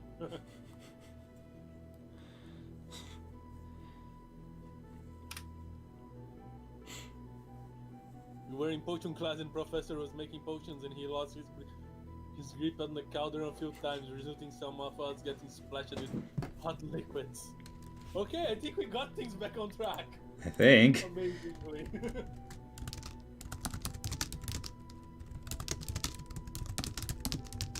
It turned me into a mouse for a bit.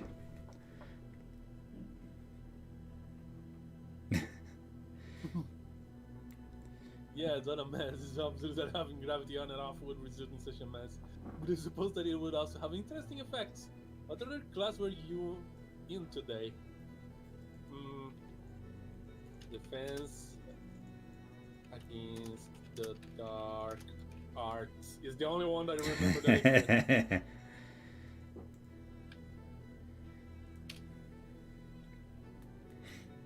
Oh, that class? Yes, let's go there. We'll need to take a ward off potion, and I believe I have the ingredients to make it. You and Mr.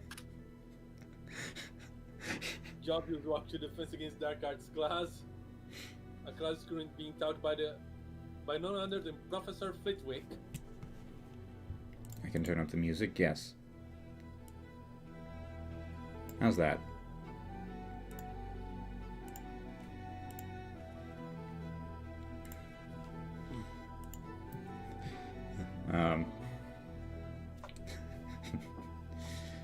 Um, I just... Hi, Professor. Good day, Mr. Jovius, says Professor Flitwick. Oh, wait, this is actually perfect. Do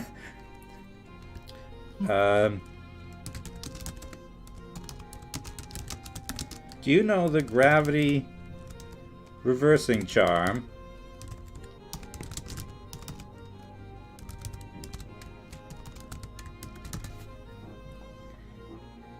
I do not believe that is the correct term, but a port-off charm, yes. Why do you ask? You're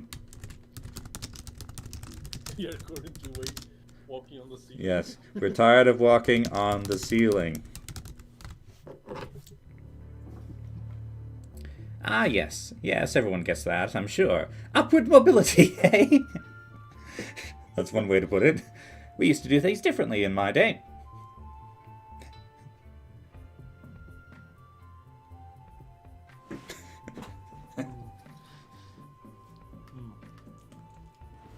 Upward mobility. Because the gravity's reversed.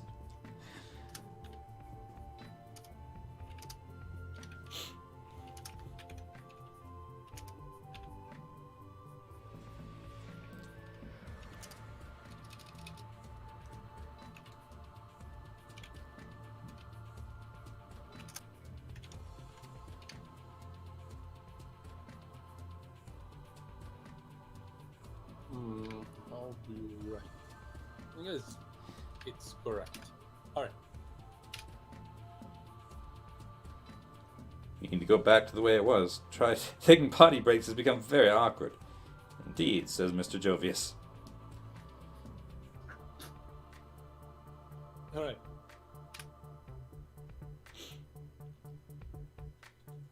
Yo, let's get started then, shall we? Professor Flitwick bursts into laughter. I'm sorry, Mr. Jovius, says Professor Flitwick. Sorry for what? I don't know. Let's find out. I'll have to wait until my class is over. Okay. Of course, says Mr. Jovius, and he sits down in the waiting room. Or up, maybe. Soon your class begins, and you sit in a chair to drink a heavily sweetened potion. Soon it takes effect, and you stop walking on the wall, up the walls. Well, that's the walls done. How about the ceiling?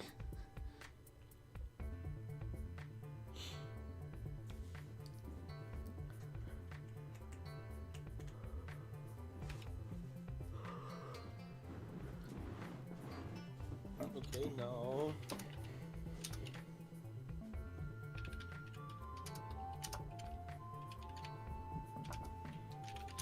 What about the ceiling?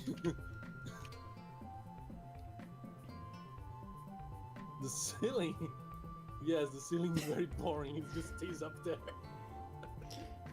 Mr. Mr. What? Mr. Jovius stands up from the seat and begins to walk around the ceiling. Yes, yes, says Mr. Jovius.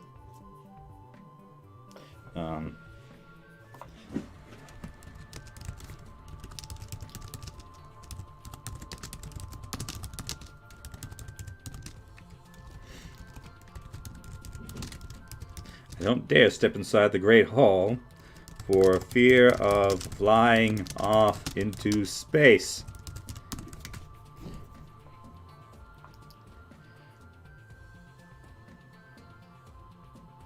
How you ask, why is it called that? Why were we worried about that? Says Mr. Java. I suppose it was named after the Great Hall at Hogwarts.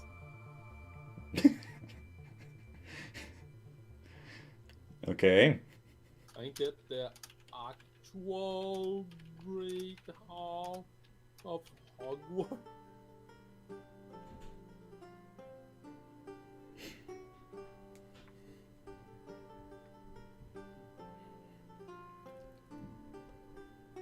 Still there, Shifty? Yes. Okay, there we go. There we go. No, St. Beetle's No. Great Hall, says Mr. Jovius. I'm surprised you've never heard of it.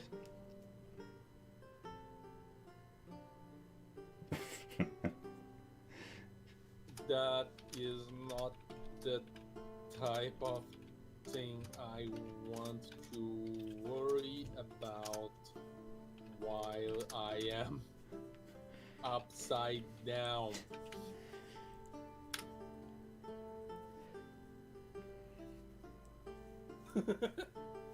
Alright, says Mr. Jovius. Let's get started then. An hour passes and you and Mr. Jovius have managed to get the hang of things.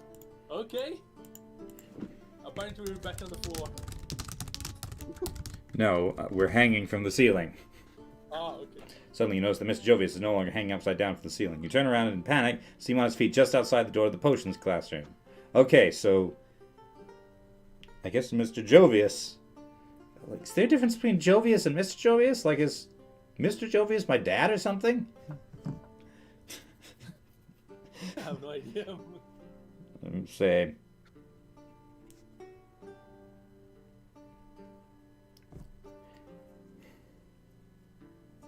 Turn around in panic and see him on his feet just outside the door to the potions classroom.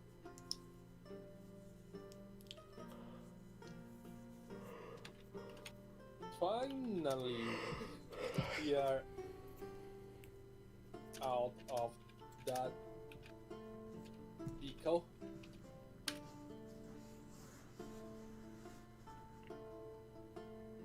Yes, Mr. Jarvis, one step forward, 2 steps back. That's life, huh, lad? Especially here. Let's get back to class, you say. The rest of your class goes well, and by the end, Mr.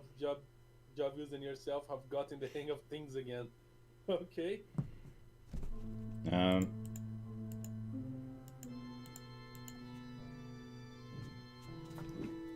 Time for lunch.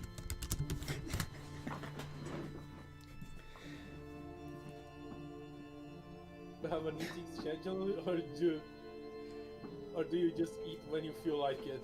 Doesn't matter, Mr. Jovius. Well, it is 2 in the morning. Just throwing it around. Oh, it doesn't matter, says Mr. Jobs. Mr. Jobs walks over to the door of the classroom and opens it. Lunch is in the basement. Okay?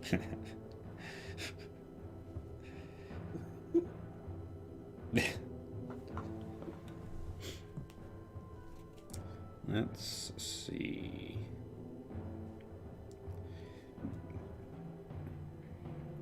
Okay.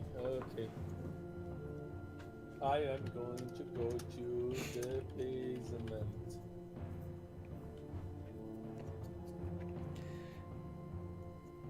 You walk over to the door and go downstairs. To your surprise, you find that the basement's fitted out with several tables and a chair, as well as a kitchen.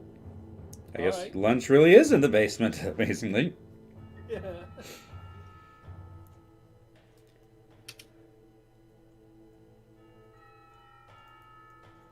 I think. Oh, okay. He's eating Moving apart end of the room. At one table, there are 4 women laughing. One of them turns and sees us. Oh, look who decided to join us. She says, "Okay.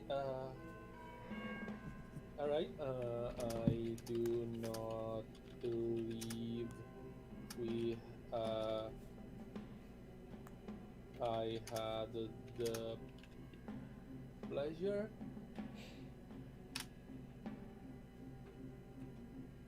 Bridget, says the woman. This is our new employee, Pontius. No. Oh, I'm the. Now you You work look here. at the table and see three girls and a boy your age. Or is Pontius someone else now? What? Okay, go on. The boy who is wearing a rectangular framed glasses, just so you don't confuse him with Harry Potter, gets up and walks over to you. Pleasure to meet you, he says, extending his hand. You shake his hand. Pleased to meet you too.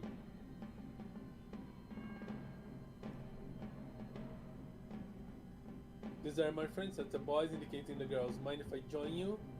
You nod and indicate an empty table. Okay. I'm gonna come back into this scene. Enter the room. You turn around and walk back into the room. Mr. Jovius. Mr. Jovius is nowhere to be seen, but you spot him in a far corner of the room, talking to one of the teachers.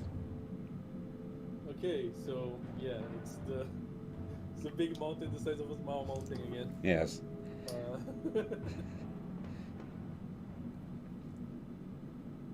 As you walk over to him, you pass the boss who looks at you and then says something to the girls at the table. They all laugh, as do the boys at another table in the room. Okay?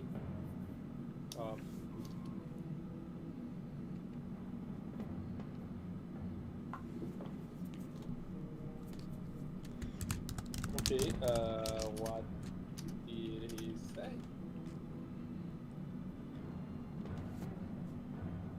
He asked me to go to the dark side of the moon with him. I say, the four girls erupt in laughter again, as do the boys at the table. Even Mr. Jovius and the teacher laugh. What did you say? Asks Mr. Jovius walking over to you. I told him to think about it, you say. What? Mr. Jovius stares at you. I'm going to be teaching you how to become a real wizard today, he says. But before we begin, there's something you need to know. Can you stop? Stop eating the monster? Good thing it's a period, so it thinks it's the end of a sentence. Oh no, it's that cube again. Mr. Jovius reaches his point and puts a small black cube. It's the cube from the last one. A real wizard, it says. Oh no. I'll leave the cube with you. I mean, it is Mr. It's your pocket, Mr. Jovius. Poke the cube. You stare at the cube in confusion. Mr. Jovius gives it to you and tells you to take it home and think about what you want to do with your life. Okay, so the first step of becoming a wizard is to go home and think about what you want to do with your life. That sounds like a you do not want to become a wizard sort of thing. Okay.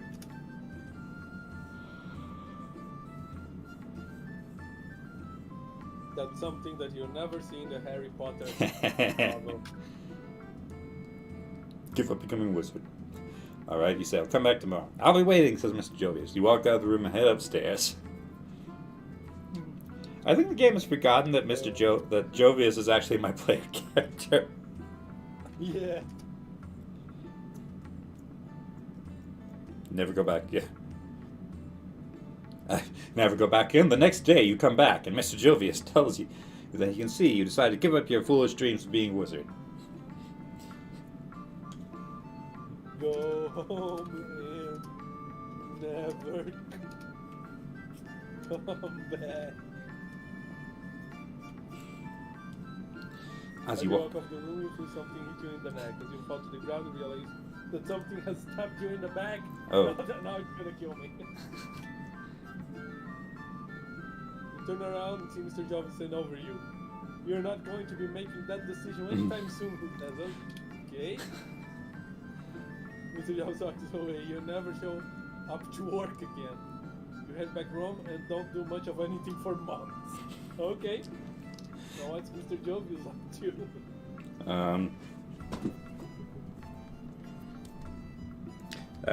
Teach defense against the dork arts.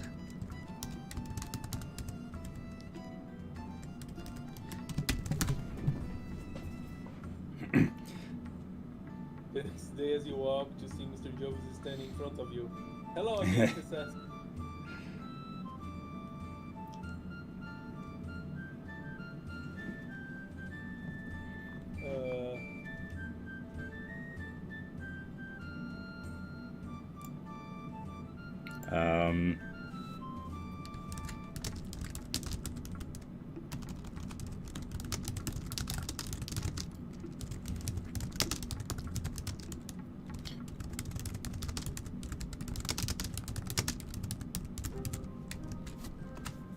If you don't want to become a wizard, perhaps consider becoming a stage magician.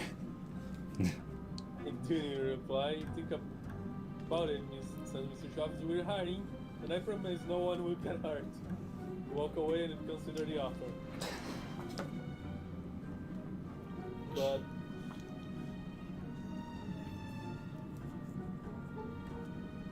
okay.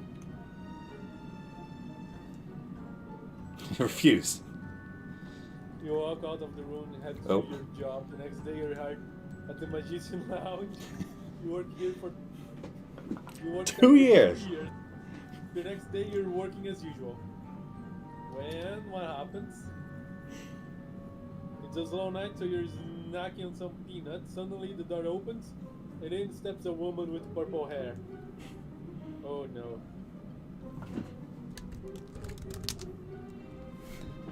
I'm looking for the manager, she says. I'm Zalmora, the Dornan Witch of the West.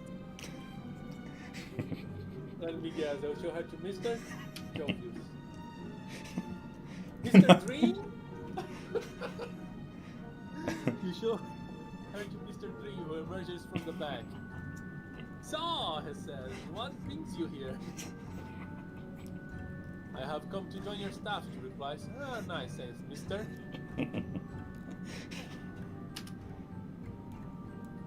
Dream? We could use another experienced magician. How much do you pay? She asks. We're not desperate for money, says Mr. Dream. We pay well. How well?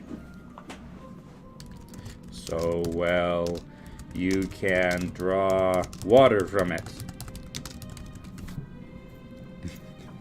See what the game likes of that. He just ignored it. Now, if you excuse me, I have an important magic to perform. Mister?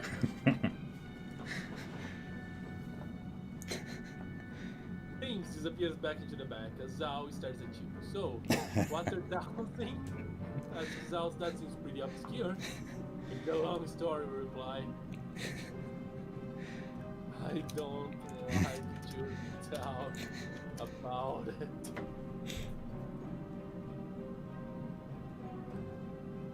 It's a very long story, says then I guess you just have to take my word for it, you remark. And another thing I will need to take is myself to the bathroom. I'll be back soon. If you want to continue the story without me. Okay.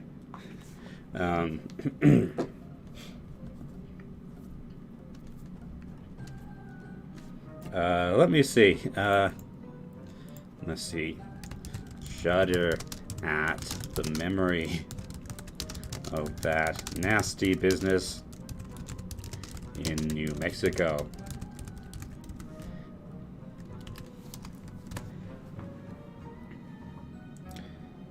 I don't want to talk about it, you say. You both just stare at each other, neither willing to budge. So you going to hire me? Zal asks.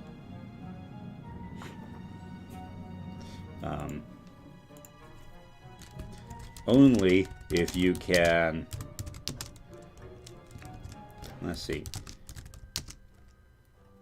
If you can sing and dance, I'll hire you.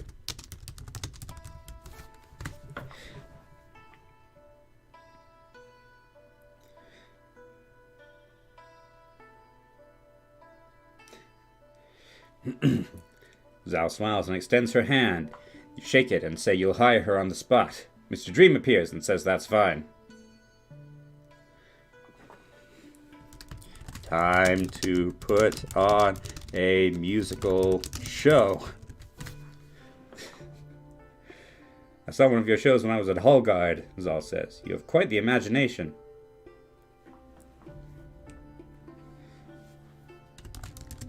Thank you.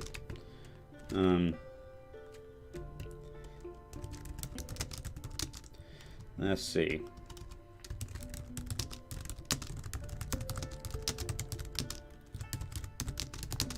Would you prefer to sing, dance, or both? Both, replies Zal. Okay. Oop. Begin rehearsing for the big musical show. Spend the next few weeks rehearsing the big musical you have in store for your patrons. You find that Zal can hold a tune, and she certainly has a voice to be reckoned with. Write songs. Most of your patrons are human, so you decide to write a few songs specifically for them. Write a song about bees. You finish writing your song and think it's not bad. You decide to present it as an original work by a traveling minstrel. Let me see.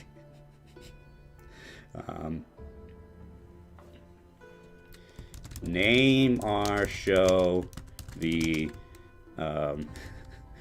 do the Macarena. At some point, possibly. Name our show The Muppet Show. The Muppet Show, you say. I have a surprise performance tonight. By the Muppets? Asked a patron.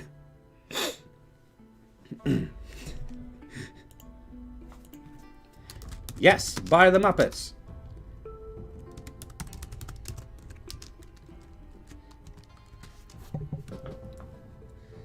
Most of your patrons are humans, so you decide to write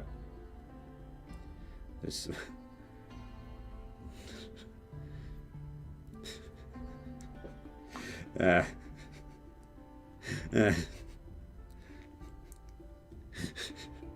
It's just going in loops. A loop and loops. Okay. Let's see. Panic before opening night. You panic before opening night, but not too much. Opening night arrives, and you meet your patrons in the lounge. Jovius comes out behind the bar and greets his patrons.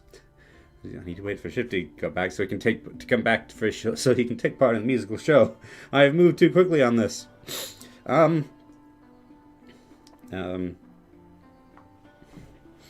Stall. Would you like something to drink? He asks his patrons. Oh yes, answers one patron. Have a pint of your best ale. Me too, says another. Okay. Fetch pints of our best ale. 2 pints of your best ale, says Jovius the bartender, and make it quick. No, it's our bar. Give the ale to the patrons. Hand the 2 pints of ale to the patrons. Here you go, you say, handing one the ale. Thank you, says the patron, taking a drink of his ale. Are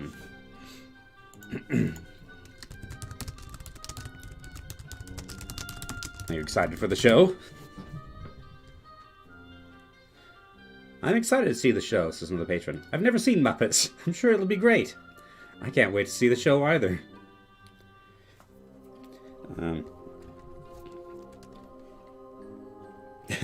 Forgotten says, I'm sorry, all we have is light beer and diet soda. Let's see.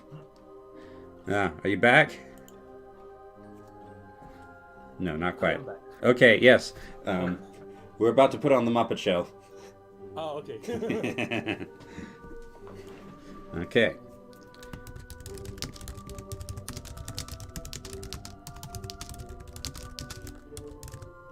Good, because the show is about to start. Zao comes out from behind the bar and motions for you to start the show.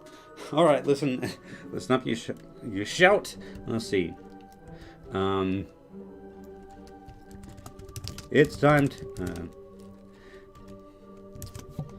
Let's see. To sing. It's time to play the music. The music. It's time to light the lights. It's time to get things started on the Muppet Show tonight.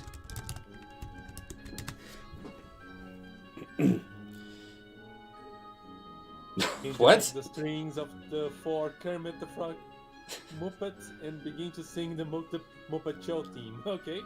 Actually, this is brilliant, because there's no way that this story can get much weirder than the actual Muppet Show.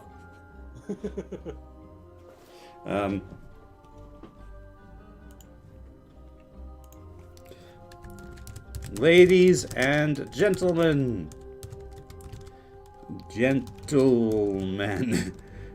welcome again to the Muppet Show. I'm Jovius, former teacher at Hogwarts. What? I'll be filling in for Kermit today. Begin to walk up and down the aisles as the Muppets sing. Our special guest star is Pontius. How do you spell that exactly? Snaggleworth.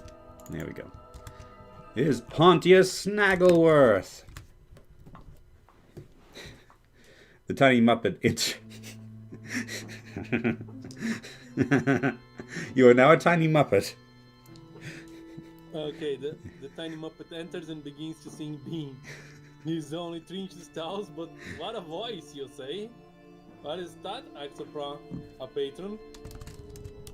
That's Pontius Snaggleworth. Is he a Muppet? Asks the patron. No, he's a real person, you reply. Can I have a picture with him? Asks a small child. Alright. Apparently people are just gonna come up on stage during the musicals.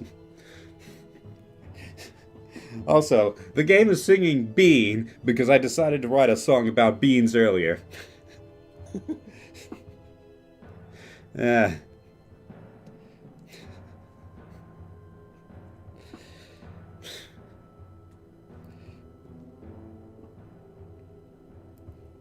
Many patrons quickly raise their hands and motion for volunteer to take Pontius' picture. Afterwards, the show continues as planned.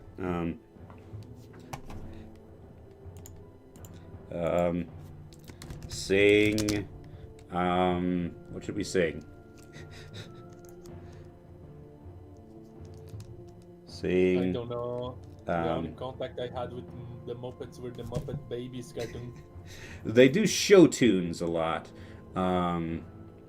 Stuff from Broadway musicals, that sort of thing. Sing the Lonely Goat Herd.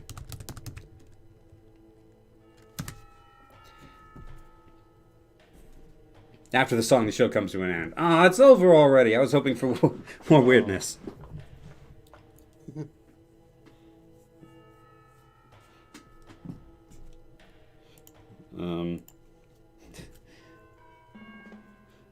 I don't know, your turn, I guess.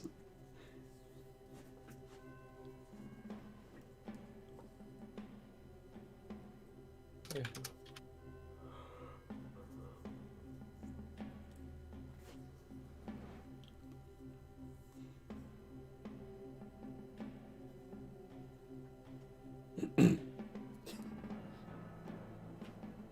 Hey.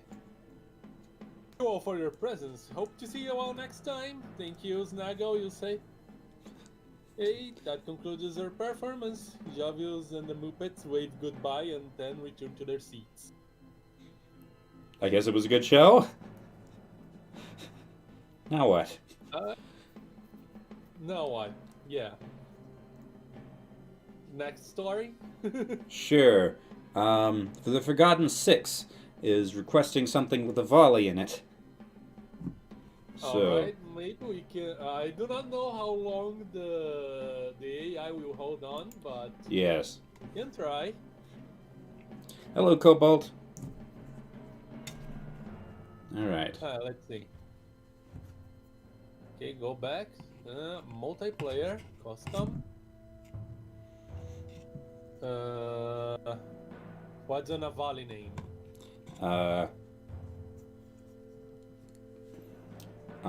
Cario with a K. Cario with the K. Okay.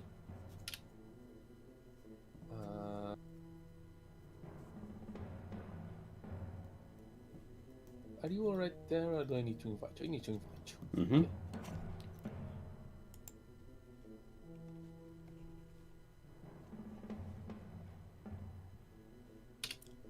All right.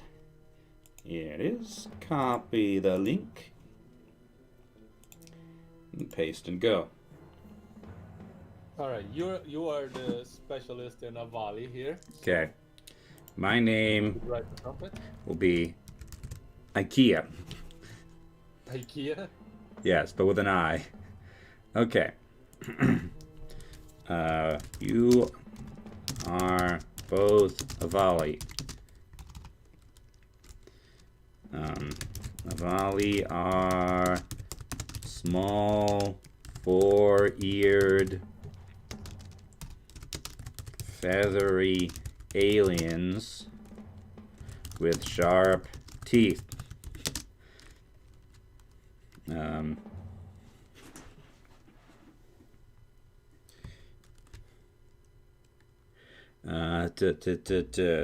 Okay, so where should we be? You are in a winter wonderland. Let's see. Oh, and cold things are hot to you. You are in a winter wonderland. But to you, it is like a tropical vacation.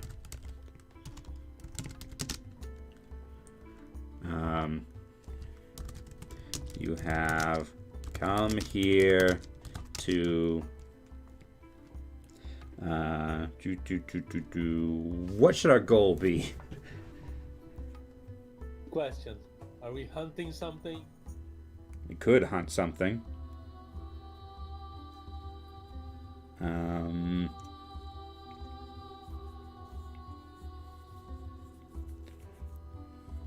To hunt the mighty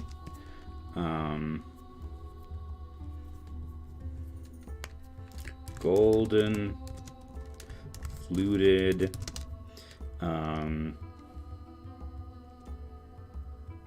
hypertoad.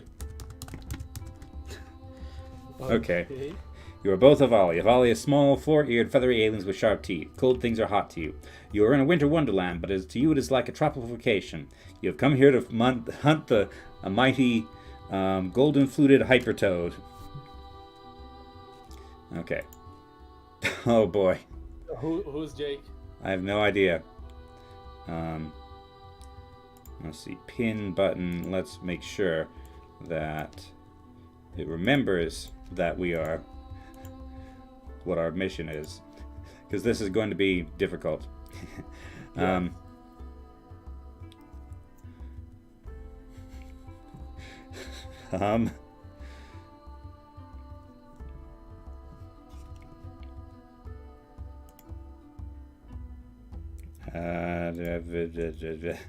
Just enter, I guess. What do you mean? Was I have to go? David is suddenly gives us the.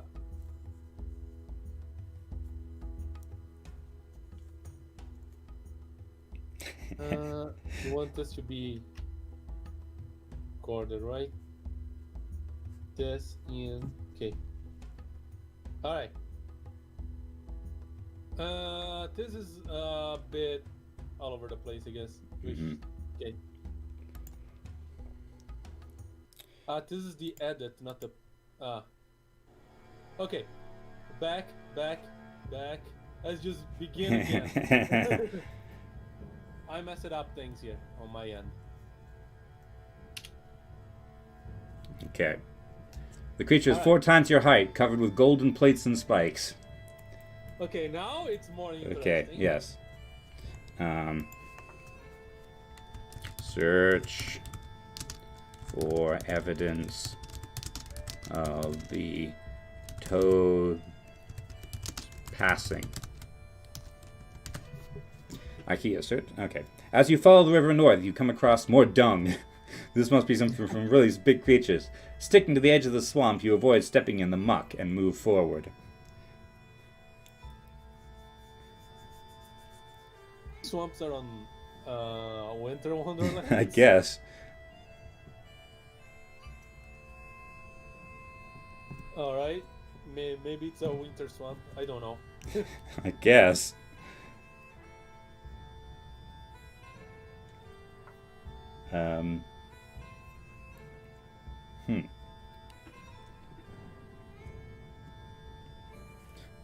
Search. Okay. My gosh, the smell. It's worse than a troll's turds. You continue to follow this foul smell. Okay. And that leads to what? It gets stronger. It's headed this way, you say. You hear crashing noise from the other side of the swamp. We need to turn back, Cario yells.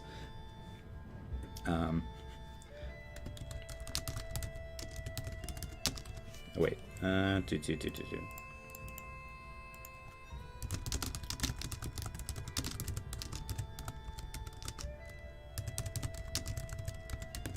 But then we'll have to go through that stinky swamp again. Too stinky, you say. Kari makes an exasperated sighing noise. Fine, he says. Oh, and then we go turn around and traipse through the muck anyway. It's disgusting. It's disgusting.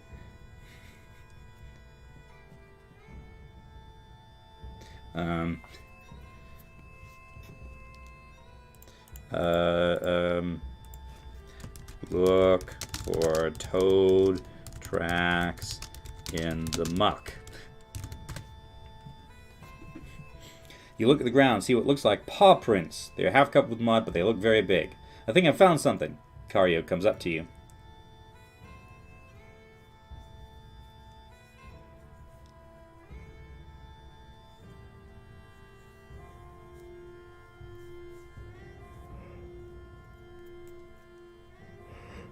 Finally, where is it pointing to? I need to use my shotgun on something.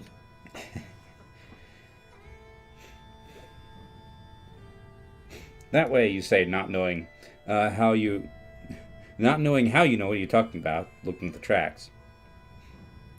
Cario quickly shotgun shells and shoots one gunpowder load of shot at the ground.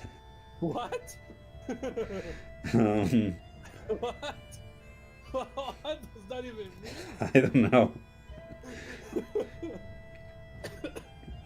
Okay. For luck. Good idea, you say. Cario steps on one of the prints. We're probably who we're looking for, he says. The toad creature's incredibly fast. Chase the toad. You set off after it, your shotgun held tightly in your hands. It's faster than you are, the shotgun is, and you're having a hard time catching up. Haha, told you so, Cario laughs.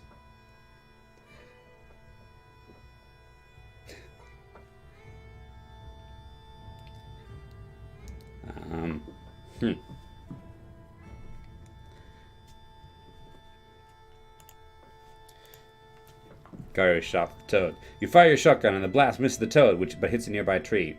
Idiot, Kario says. Who, the tree?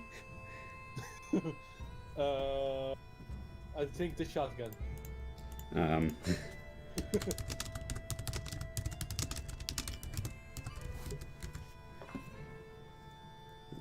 No, do. That's... Wait, you run past the tree... No, that's not what I wanted to do.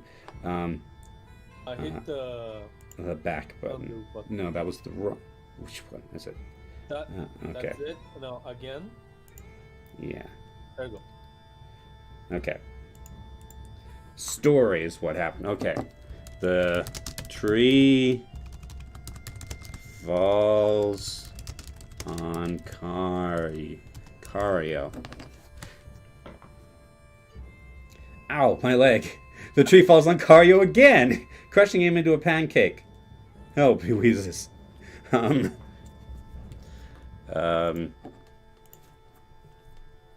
Use cartoon logic. Wait. How can I hunt that toad in this shape? Kario's dead and you have no more ammunition. Good thing there are no humans around. You set out again, travel until nightfall, then settling in for the night. I think you just... What? Yeah, I think you just permadeathed yourself. I was about to fix you with using cartoon logic, but... I was trying to use cartoon logic, but more subtly. You want to go back? Okay. Let's try your way. Okay. Use cartoon logic to blow him back into shape like a balloon. How do you spell balloon? 2 L's? 2 L's. You laugh at how silly this is. Wow, you grunt. Suddenly, Kario springs back to life and shoots you with a pistol. Aye!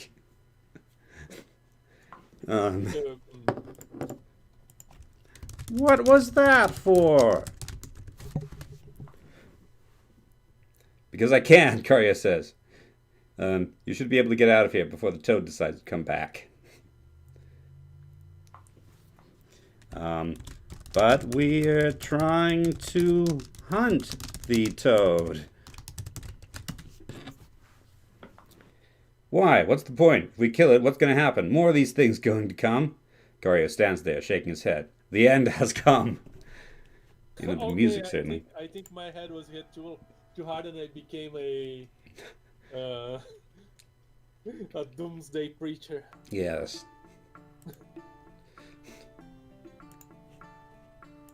The universe will come to...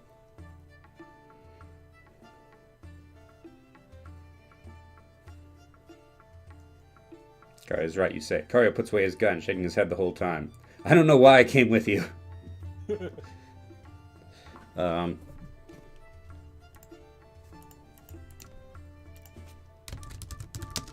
Whack Kario with a cartoon mallet. Kario's head bobs a bit, but he smiles. What now? He says. I think I have successfully reset you. Okay. Have we lost the track of the toad? I don't think so, you say. Kario nods. Well then, let's go check the... What did you call that again? A swamp. Yeah, the swamp. That's perfect. Check the swamp for the toad. I said toad. You walk through the swamp, trudging through it. You walk carefully, your shoes getting swamped with mud. Do you think that's why they call it a swamp? Probably. Suddenly you hear a hissing sound. Get down, you yell. You crawl on your hands and knees looking for the creature. Then you spot it. There! Shoot the toad.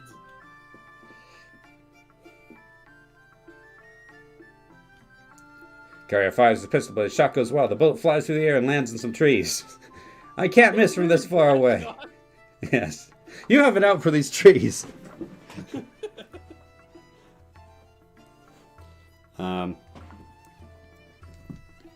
Throw a spear at the toad. You quickly pick up a spear from the ground and throw it with as much strength as you can. The spear flies through the air, landing in the crossfire. Crossfire of two toads' eyes? What? There's more than one toad, apparently. Ha-ha! Haha. Corey laughs. The toad's eyes pop out. Now play dead, you order. And you and Carrie back away easily. Only the toad twitches a bit as it lays on the ground.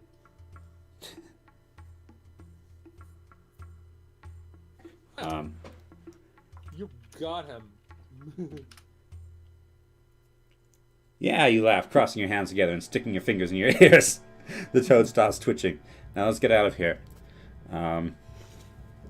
Carry the toad back to our ship. You pick up the toad by its green body and begin walking. Come on, you say. You walk for a bit, then turn down a small path. Okay. Yeah, keep going to the ship. Keep going to the ship. You walk for a bit, then Karia stops. Hey, look, he says. You follow his gaze. A large humanoid robot stands there, its metal plating glowing faintly blue. Okay. We have a robot. Try not to make that thing angry.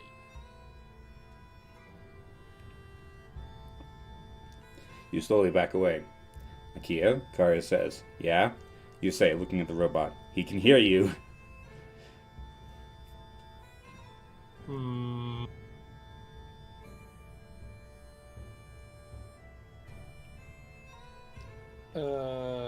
Keep going to the ship silently.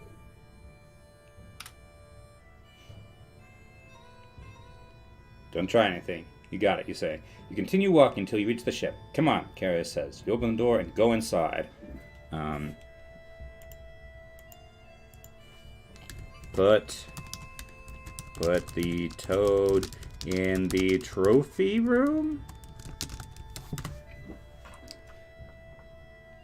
I guess it's actually doing pretty well on this occasion. Let's see. He could probably use a lot of rest, you say. Probably, Karia says, walking over to the door.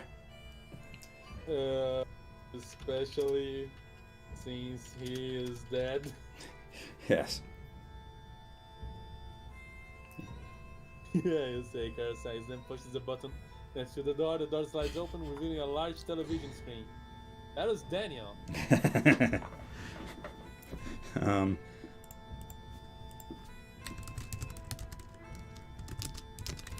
Daniel's TV. Yeah, Karia. Okay. Let's go get something to eat. That was a robot, you say. So, as long as it doesn't come inside.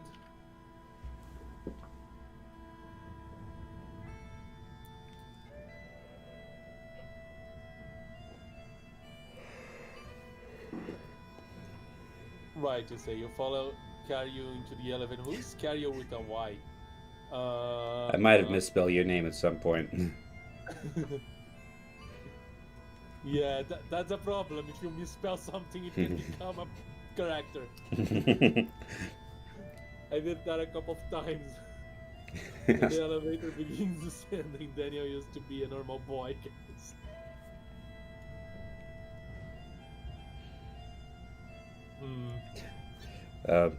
Go on, AI.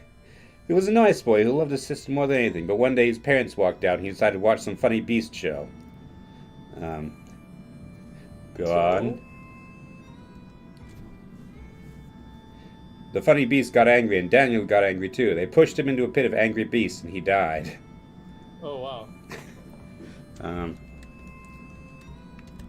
They don't sound that funny. The way they tell the stories around the campfire is the way they tell the stories around the campfire. Ooh, large dining hall.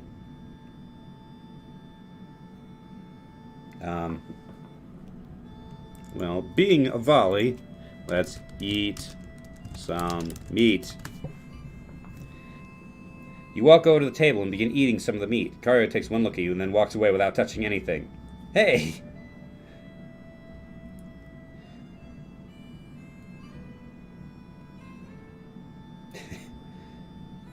I forgot the sauce.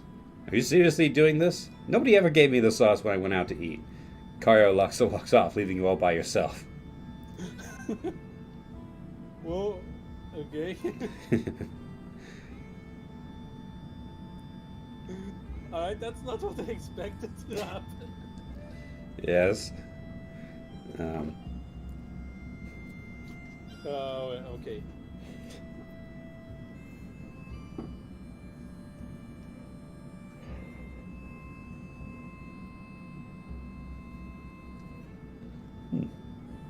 I think I can salvage this.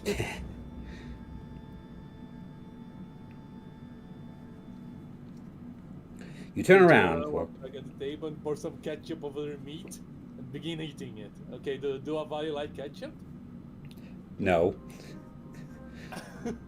I mean, they have very different biochemistry, but I haven't taught the AI that, because I think that might be a bit much for it to manage. Yeah, there are systems that you can use in this that create complex scenarios. But yeah, it takes a while to set up. Yeah. We are just fooling around. Yep. Suddenly the door opens and you look up. What are you doing here? What? Who? When?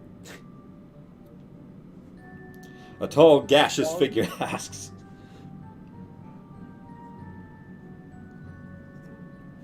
I came with Kario, you say. I don't like it, the figure says. This is our ship. What are you doing here, Mr. Gas? I'm guessing he's a Nova kid.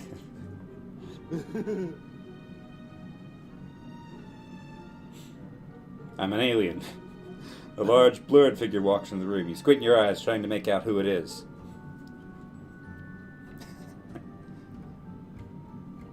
Okay. Daniel? You ask.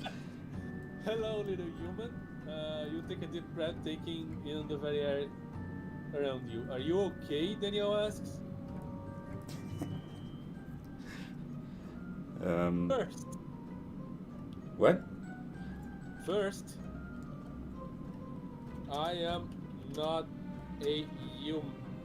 Who was saying hello, little human? I don't know. Yeah. I mean, we might be saying hello to Daniel. Or True. somebody might be. I don't know. Confusing as heck.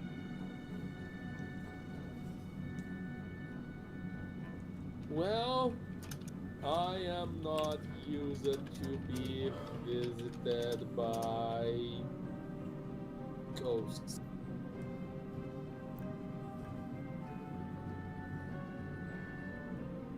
Yeah, ghosts don't say love enough to kill you. He says, what? They all look the same, you say. I guess we all change a little over time. But, whoa.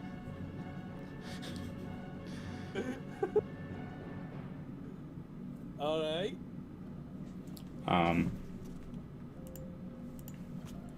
How did you survive the funny beasts?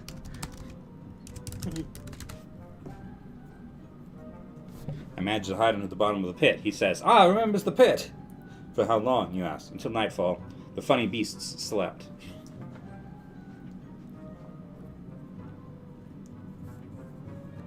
happening? I slept for a few hours, Daniel says. When I woke up, I saw something I never thought I'd see. What was that? Card asked. You.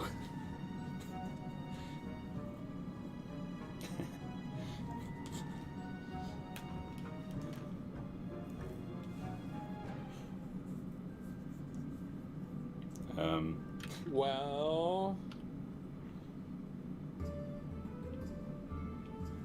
I never thought I'd see you either. So we are even.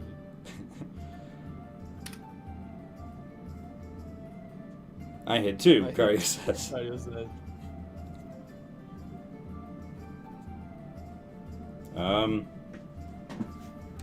Why don't you all sit down and eat some meat? I can't, Daniel says. I have to go back home. Why, you ask? My family needs me, he says.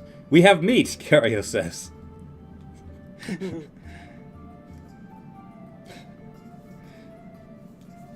Want to take some for the trip? I can't, says I Daniel. can't, Daniel says I have to go home. So you're not eating it, you say. You're visiting for a reason. I'm back. Both of you? The AI is all over the place again. We could go find your... we could use the ship to find your family. Then Daniel sits down and begins to eat. Okay. Suddenly the lights in the room go out. That's what she said, Tom says in your ear. Who the heck is Tom? What was that? What was that? Who's Tom? The ghost in the next room. It's not a ghost, it's my employee, you say. Here we go, Tom says. Stop messing around and begin. Take off procediments. Is that how you write it? What? No, it's procedures. Oh, procedures? Procedures. Tom, stop messing around and begin takeoff procedures. But I haven't even entered the coordinates. I don't give a flying damn it where we're going as long as you're not sitting in my seat. Trying to take my chef. Fine. Right. Okay. Input coordinate to what's his name? Daniel. Yeah. Daniel home. And input is with an N, not an M. Alright. Daniel stands up, buttoning up his jacket. He begins to head for the door. Hi, little human, he says. I'm glad I could visit. We're flying through the air. It's safer than it looks, Tom says, and the ship shakes slightly as the engines fire up. The view screen fades to black and the lights in the room come back on. I guess our ship is not very well maintained. I guess.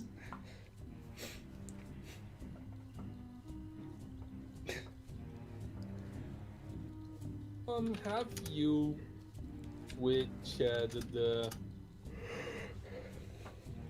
I need some sci-fi mumbo jumbo. Protonic defibrillator. Protonic defibrillator. And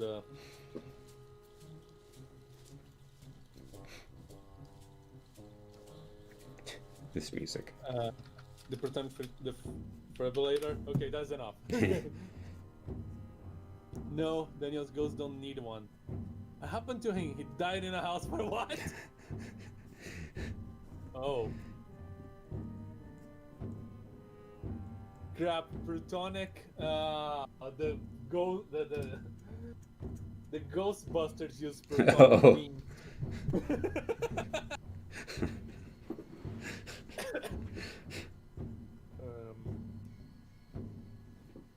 How is the ship supposed to fly without one? Daniels goes appear in the room waving as he begins to float towards the window. I can see my death, he says in an echo. It's beautiful. That's stupid. Enjoy it. Daniel, stop it. Kaya says, standing up. You're not supposed to. The ship shakes slightly as the engine fires up.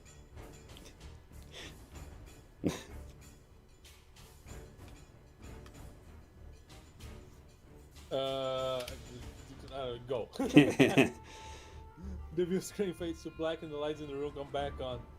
Where's your friend again, Thomas?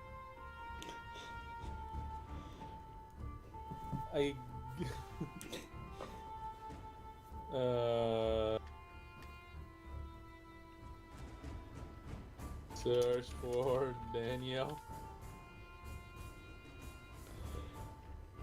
I can't find him, you say.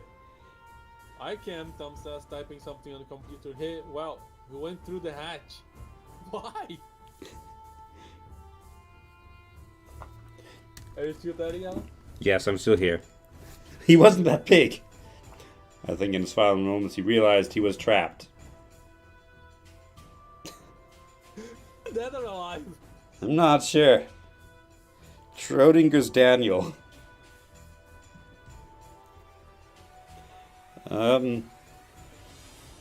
Wait. After all, is he dead, alive, or in quantum superposition?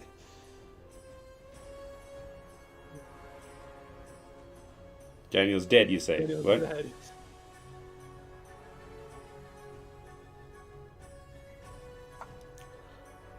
What? He died in a house fire? He was trapped in the 3rd floor and then the attic burner. He fell to the ceiling.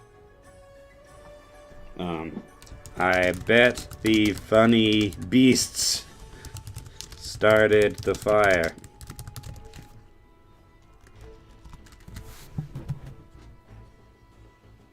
He was burned beyond recognition, you say. They had to identify him by his dental records. Oh dear, that's so sad. They're idiots. They just thought he was homeless. What? Well, I think this might be morphing into a detective story. yes. Well, too much for my quantum superposition theory.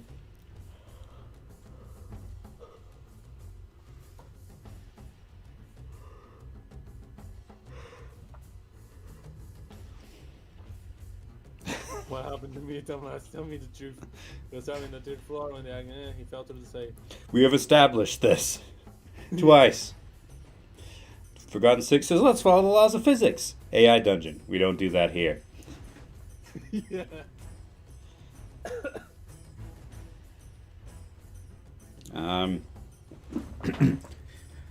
We should investigate the fire.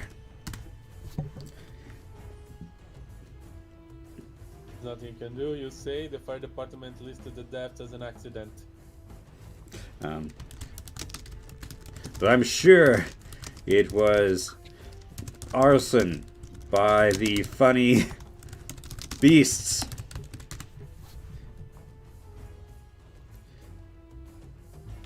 Oh, I have no idea what to do.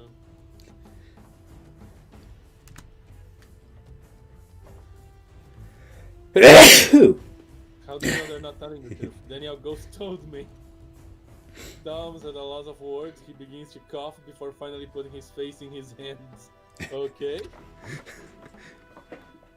Oh, dear me, he says.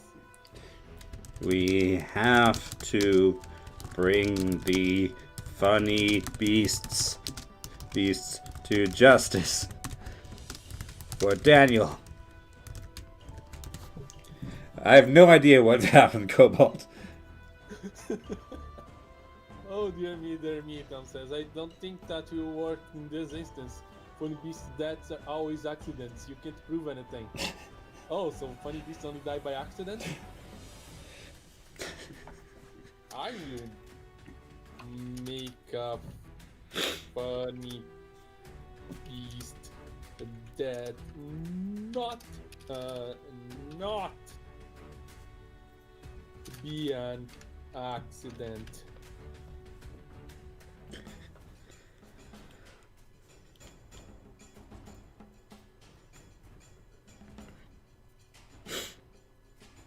Can't think of anything, Tom asks. Well, the odds are against you. I mean, they die in house fires, for God's sake. Now it's the funny beast that dies on house fires.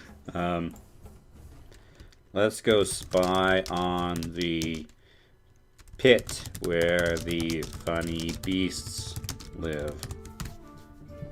Not so great. She's on my desk, guy. Why am I bringing it up now? The ship shakes as the engine fire up. Again. You're all waiting in silence. We don't have time for this, Tom says.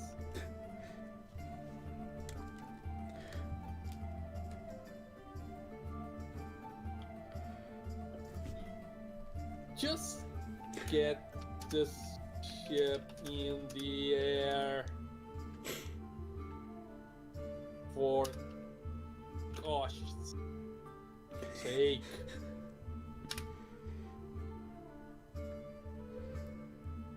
Kyle stands pushing his chair as he heads for the cockpit. He slides into the seat and quickly begins to input comments. Let's see if we fly or we blow up. Here goes nothing, he says as the ship begins to shake and shudder. The lights begin to flicker on and off. Okay, keep going. The screen for you flicks from 0% to 100% and back again.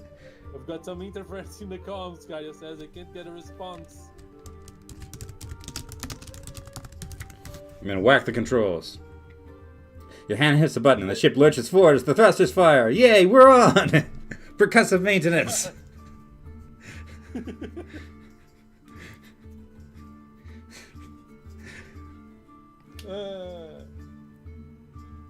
The screen flicks the stats as you hear a crackle. That was fascinating, Tom says. He needs to type on the keyboard again.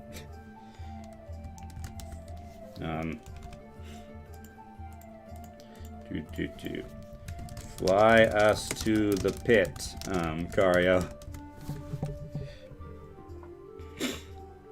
We can find the pit, Kyle says. The patent's here. We need the coordinates for the funny beast's hideout. You mean the pit? Wait. Yeah. Input. Why do I always write input with an M? Input the coordinate to the funny beast hideout. There we go. You called them funny beats. Called them funny beats. Okay. Then the screen flicks with stacks as you hear a crackle. That is fascinating, Tom says. We're looping. We are headed toward the pitfall, you say? It should be simple enough to navigate.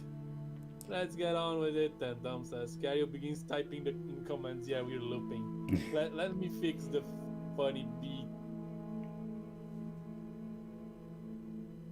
What is the best kind of domesticated bird, wants to know Cobalt Fox. I don't know, but I could tell you that the worst bird is seagulls. Alright.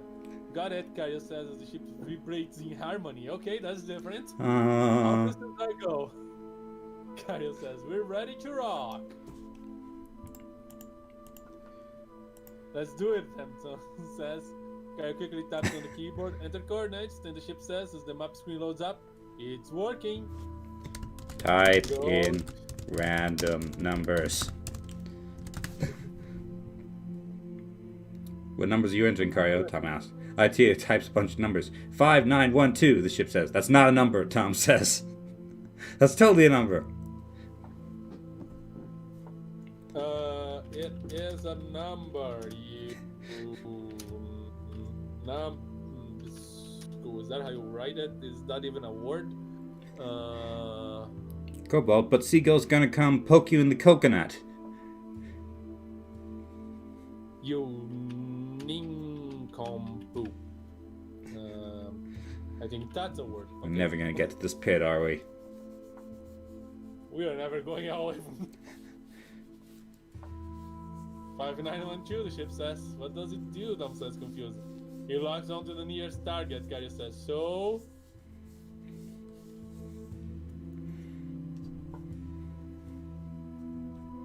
Ignite thrusters. It's so hard to fly a ship in this. I know. It's like the beast from the first one. Yeah. Here we go, Gary says. The ship begins shaking and vibrating and thrusters fire up. Spin it up, Tom says. It's supersonic, Gary says. We're going at a speed that will break every sound barrier and we won't even notice. You can put on your headphones. It's supposed to be the speed of light. Well, it is supposed to be the speed of light. When you come back, we'll listen to my music, Tom says. I know just the song, the lights in the cockpit flicker on and off as the spinning flash. Fly to the pit where the funny beasts live. As the speed climbs, the lights... there's no up or down, just rhythmic firing of the thrusters. The door slides open, revealing a group of strange creatures. Okay. Examine the creatures. Here are 5 strange creatures, virtually identical twins, only their eyes are different. One has a single sickly green eye surrounded by a hunchback. The other has a single perfectly normal black eye. Are you funny beasts? Yes, they answer in a dull monotone. What will you fetch? 15 million thrones. When can you fetch it? Now, I have an offer. Wait. I have a solution for that, sure.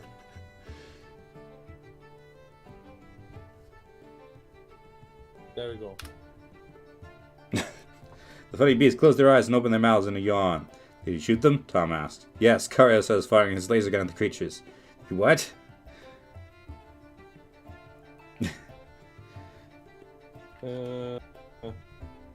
Sure.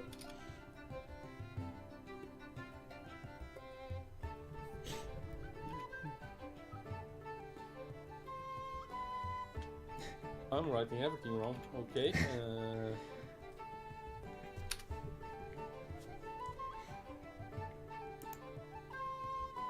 Alright, the creatures stand back to back as the walls of their own mouth begin to glow a deep red. What did you do that for, Thomas? I'm bored. Okay.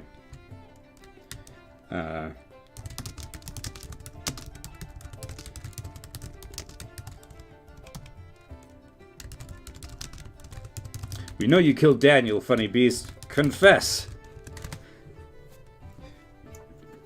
Go kiss an Ugnaught, says Fermi. Now, one of the things says as the other bursts into laughter. You what?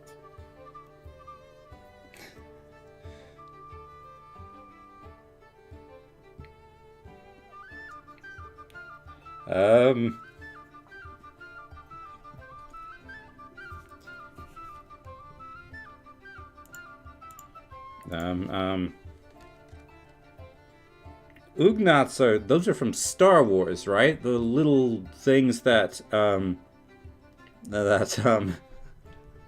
work the furnaces on Cloud City, right? I don't know, let me check. Google, please. I will demand a confession. It's the only way. Go on. Daniel Fermi was a good friend of mine, Cario says. Wikipedia, yes, it's Star Wars. Okay.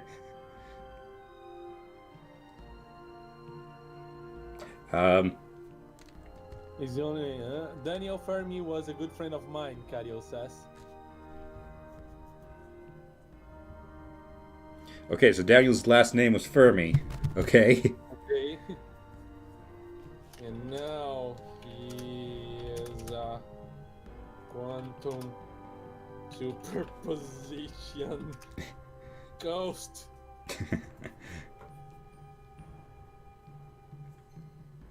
Oh, don't be so dramatic. The higher you get, the more likely it is to become reality. Shut up, Daniel. How? Is Daniel back? Daniel Ghost is back. I'm gonna sneak into the pit. As you slide down the chute, you begin to feel sick. You make a mental note of the time so you know when to throw up. Go. Go. The intercom crackles. You crawl toward the hard white pit. Hey! Voice cries out. Ooh, swear words. I'm talking to you, hairy man. Ewoks. We're in Star Wars now, apparently. Okay, I'm volleying Star Wars. Ignore the Ewoks. You crawl around the corner and now see the creatures strewn about the wall of the mine shaft. They're covered with scratches, but fortunately none appear to be fatal. Search for evidence of foul play.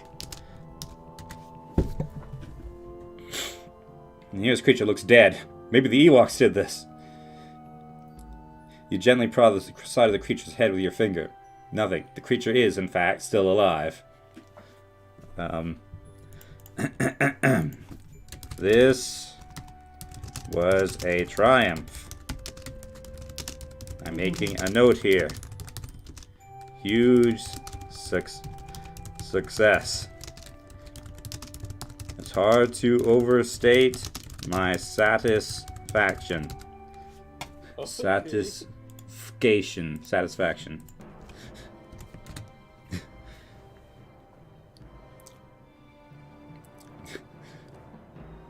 Excellent, Tom says. Alright. We do what we must because we can. What will you give me if I... If I let you fly one of these creatures. Anything, name your price, Cario says. I want to fly one of these beasts. You can capture one of the funny beasts. Feel free to try.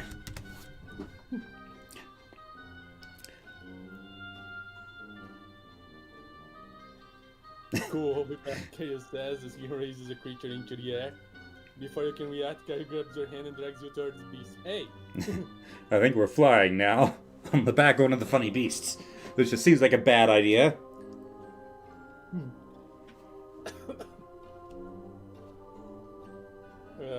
I bet this funny beast can take us to Daniel's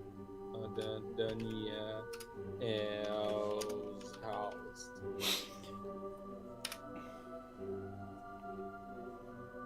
That's half a day away, Tom says in dismay.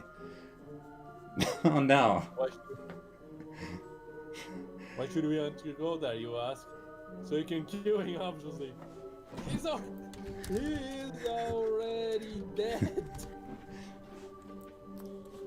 Oh, wait. No, I mean literally dead. Myself. No, I mean literally dead. Oh well, how would we want to do that? Especially since he is a quantum superposition ghost.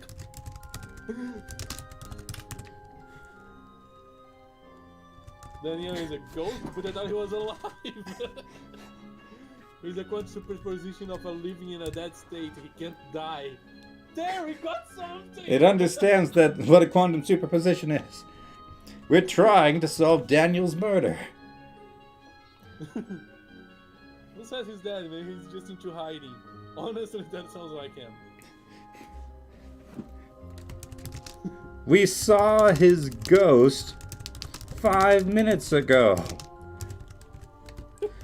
We heard 3 times about how he died in a house fire. He didn't die. Ugh. I saw him get off the fire on arm, and how? How? Then why is he a ghost? I don't know. Maybe he was burned so severely he can't rest. He can't rest? Then how does he have a job?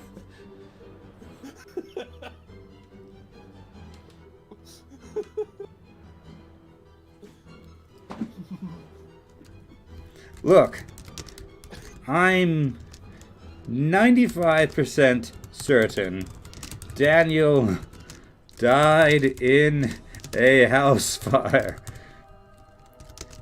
And the funny beasts did it. For God's sake, says I'm leaving. My mind may be crazed, but this is just too weird, man. Kill him. I don't know, but they're small and covered in sharp teeth. How could they resist? Maybe you're... okay. Maybe we are talking about different timelines. Quantum unit versus quantum physics are weird. Schrodinger Daniel, I'm diving into that idea. What do you mean? I once met a girl in a different timeline. She had long hair. I asked her out, but she said no. But then she showed up anyway because I changed timelines to one. She said yes.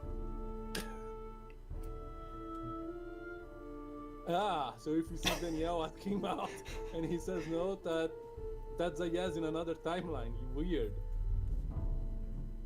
Yes. Also, he is both dead and not dead at the same time. There's no way feeding this into this AI can end well. No, I'm messing with it now. Yes, also, he's both dead and not dead at the same time. Don't tell me how to do my job. You'll say as the beast slowly soars through the sky. Sorry, it's just the first guy I like it didn't say yes and then said yes.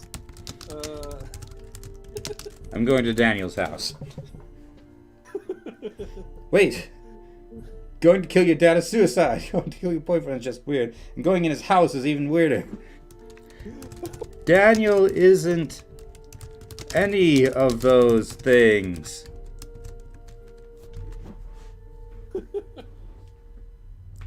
Well, he is now.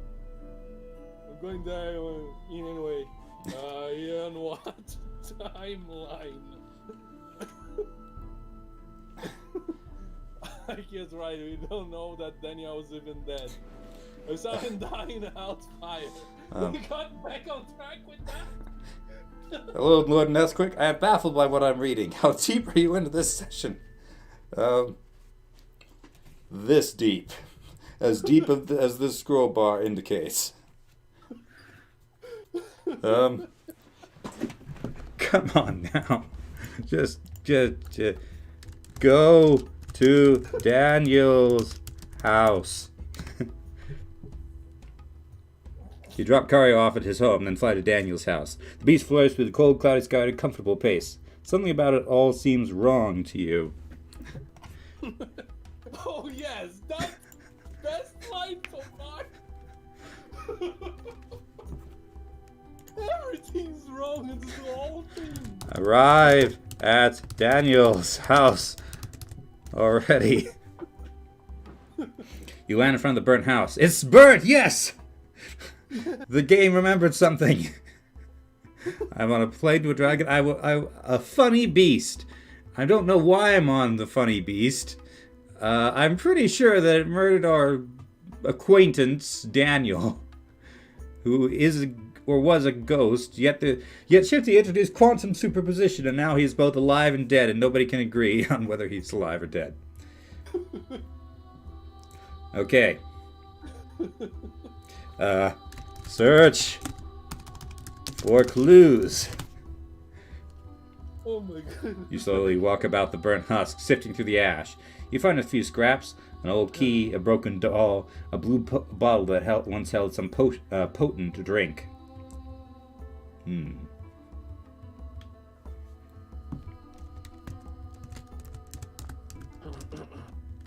Search for evidence of arson. You pick up the key. You place the doll onto your arm. You go back to your ship. No! Wait, the key opens several... He opens several doors, includes a wardrobe, a chest of drawers, and a locked door. Is this in your ship or in Daniel's house? Or both? It's a quantum superposition key. A wardrobe. This had better not take us back into Narnia. We've had enough Narnia for one day.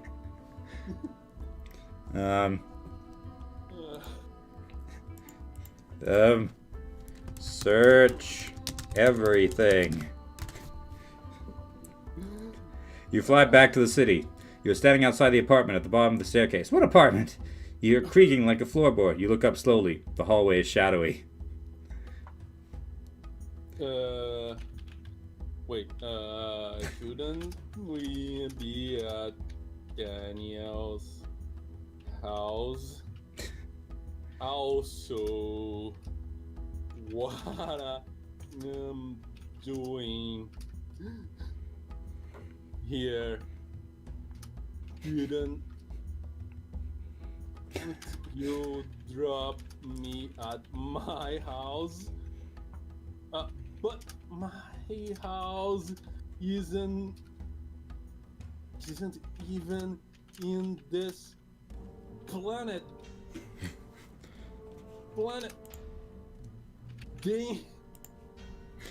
Damn timelines and quantum superposition.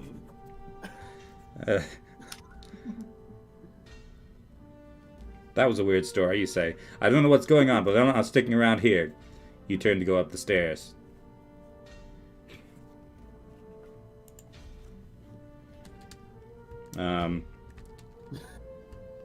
This is getting... Prepare to be ambushed by funny beasts. You reach the top of the stairs and walk into the apartment. You draw your pistol, aiming down the sights. A couch sits in the middle of the room. Is that couch sitting on a couch? How long ago did physics break down again? I have no idea. Probably back when I used cartoon logic to unflatten Car Hill. Yeah. Poke the couch. I just said poke the cough. You aim your pistol. Oh, you aim your pistol at the couch and fire. The bullet. To the frag into the stuffing. You aim at the couch again. I guess the couch isn't secretly a funny beast. Oh great, Karya says, you missed. Missed? You look around, the scary prison left. A large furry creature sits on the couch. Oh. Timeline... timeline was messing up again. What the hell you say? That's not a fury, Karya says, it just looks like one.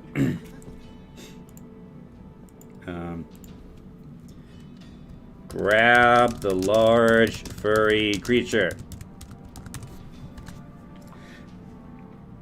You grab the large furry creature. Daniel, Karya yells. I know you can hear us. Please, if you can hear us, just speak up.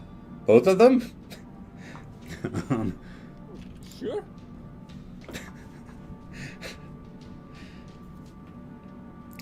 Daniel, can you feel that? There's a sharp pain in your head. You look down as blood begins to pour from your ear. Daniel, Karya yells. I think I'm Daniel now, somehow.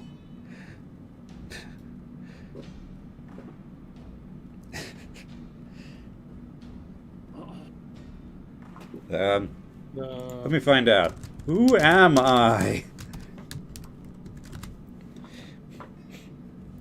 Daniel! You folded it. You fall to the ground bleeding. Daniel, Karyo yells. Your head throbbing, you focus your eyes, you choose. The two of them sit over you, terrified. Daniel, do something. Cobalt says, so this is this actually the story of the destruction of the universe as the rules of physics break down? Yeah. Cobalt's Daniel, head is please. exploding. Daniel, please, Daniel, can you hear me? You slowly lift your hand. Daniel, can you hear me? Can you hear me? No. No. Daniel, you drop your hand. Daniel, Carlos yells.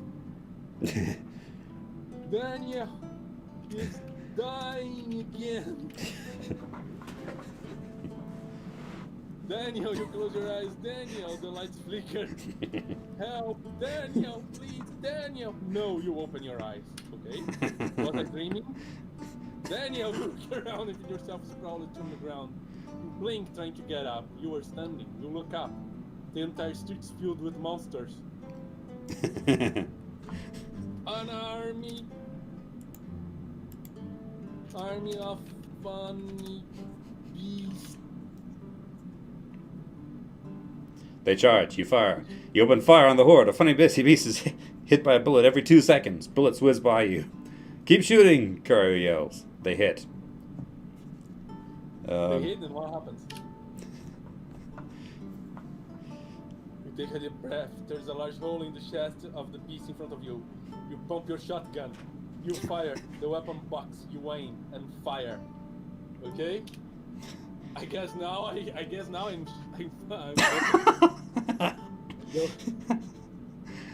The weapon sobs as the shells slam into it, but you maintain your aim. You fire again. The gun bucks. You aim. You fire. Again. All right. You grunt. Right. I have a crying shotgun. Yes. For some reason, that sounds like a weapon that would be on the Enter the Gungeon.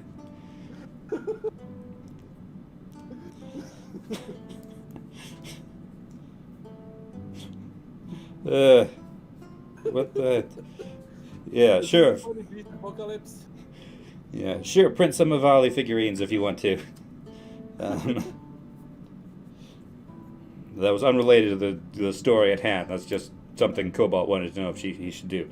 Let's see. Are they all dead? I think so. I think so, you say? Mm-hmm. The army of funny beasts are destroyed, but there's more coming. A new horde is forming. You fire your shotgun, firing at the harder. Another is killed for you. Oh wow, I'm killing the entire horde now? My aim improved a lot. Yes. Whoa. Keep shooting. A bullet hits your shoulder, veins run through your body, you grit your teeth. Guys, it's not worth it, Karyo yells. It's not worth, our life is over. So are the laws of physics. Daniel! Starting to do. Please don't let them kill me. Daniel, stop it. It started hard. They advance upon you. You drop your shotgun and hide your hands. We should run. Daniel was a trap. Let's go. You and Carrie sprint off into the forest. I'm telling you, you need to run. You say, No, Cario says Daniel was a trap. Well, Daniel's an illusion. He was a lure to get us fight in the middle of of a horde. That was a trick. No one is dead. You stare at Cario. Okay? That makes more sense than how the entire quantum superposition. I guess.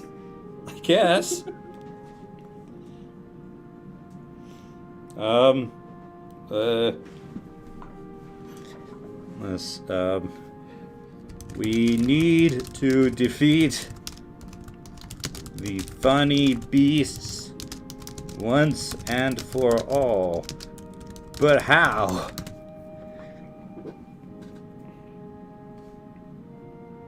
A trench grate, Cario says, pulling out a piece of metal. You look at the horde, advancing slowly. Also, what's a trench grate? I don't know. Like a grate that covers a trench? A planet killer. What a planet killer is a big laser sword. I was thinking more of a tentacle beast, but okay. Oh. You just say, oh. I do not know if you want the AI to complete that or if you want to complete that yourself. I wouldn't mind a big laser sword. I said I wouldn't mind. I can't mind. A planet killer would. A planet killer would take too much to make. And I need all my hands. So we need a trench grate. I'm double backing on a trench grate. Okay. Okay, build. Trench grate. This music makes no sense with what is going on here. Yes. I forgot about the music in the background. Yes. I've got relaxing fantasy music playing, apparently. I'm sure it has a better title than that from Kevin, but yeah, Love Song is what it's called. Carl takes out his welding tools and welds together a large trench grate. He sets it on fire and slams it down into the middle of the street. Okay. Are you gonna burn all the funny beasts? I guess let's find out. The funny beasts charge. You fire your rifles. Carrier leaps over the trench grate, firing a shotgun into the horde. You leap after him. You land, firing your rifle. You fire. Well, what was the point of the trench grate then? What was the point of the trench grate if we're just going to jump over it? Kara stands atop the tent. Of the trench grate, firing his shot at the heart. You take a running jump, grabbing one of his ankles, swinging your leg over the top. Okay, what? Wait. I need to answer.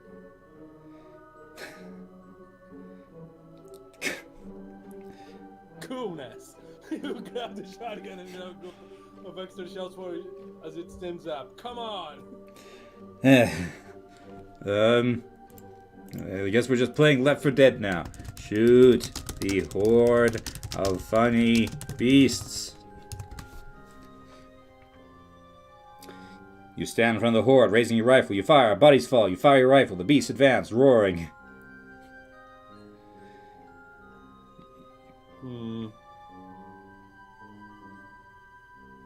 Fire my...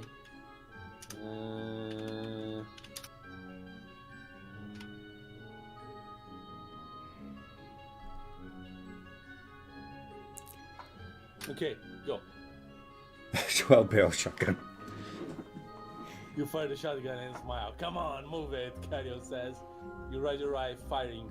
Bodies fall.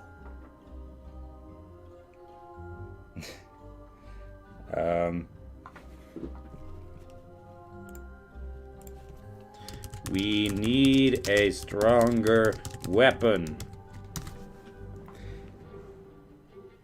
You're not sure what you actually did this time. You think you got him to stop thinking about killing funny beasts, but you're not sure.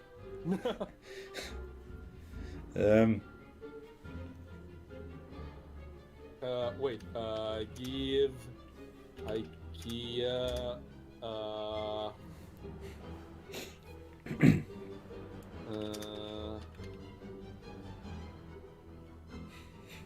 at least you do. A barrel shotgun. You pull the shotgun off your backpack and get out to carry you. He takes it, loading it, before handing it back. What was the point of that, he asks.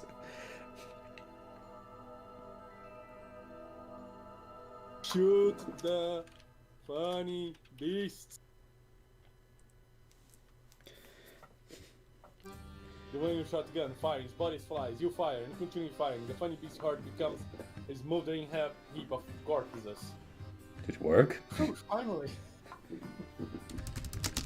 Did it work? Are they all dead? Be careful with the question.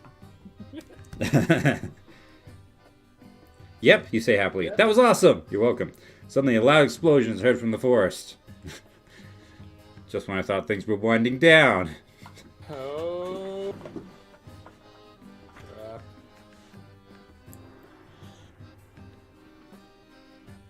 You look around. What was that? It's the catapult, Kaya says, looking worried. The catapult? Go investigate the explosion. I misspelled it. You run out of the village towards the forest. You find it in flames with a half-charred, blood-maddened beast appearing from it. Avalanche! Avalanche!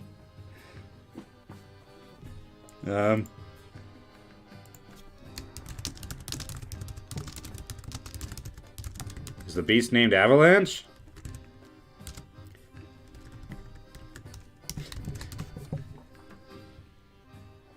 You run back into the forest towards the village. Soon you find yourself running through the village. Bodies litter the ground, seemingly at random. You look at one. A woman with a dagger in her chest. Whoa, why is important? What? Hey, that woman. Why are you important?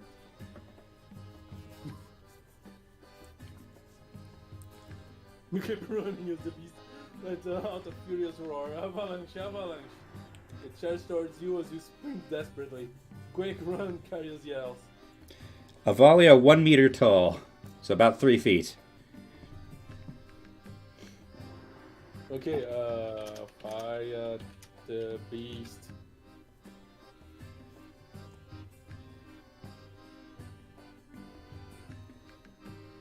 As you roll your eyes, your shotgun firing. Bodies flies. You keep firing. More bodies are flying. What happened? You keep firing. You scare your eyes. He's shooting guns as well. Come on, you're going down. It says.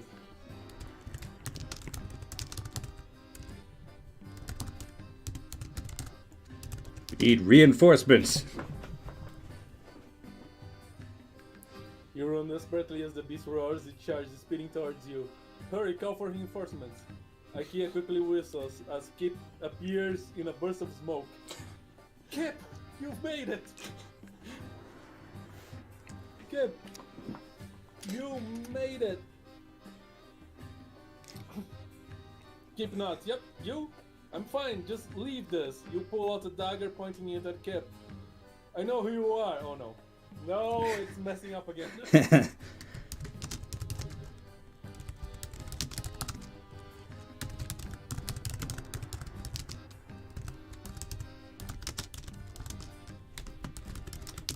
Take what I can and get.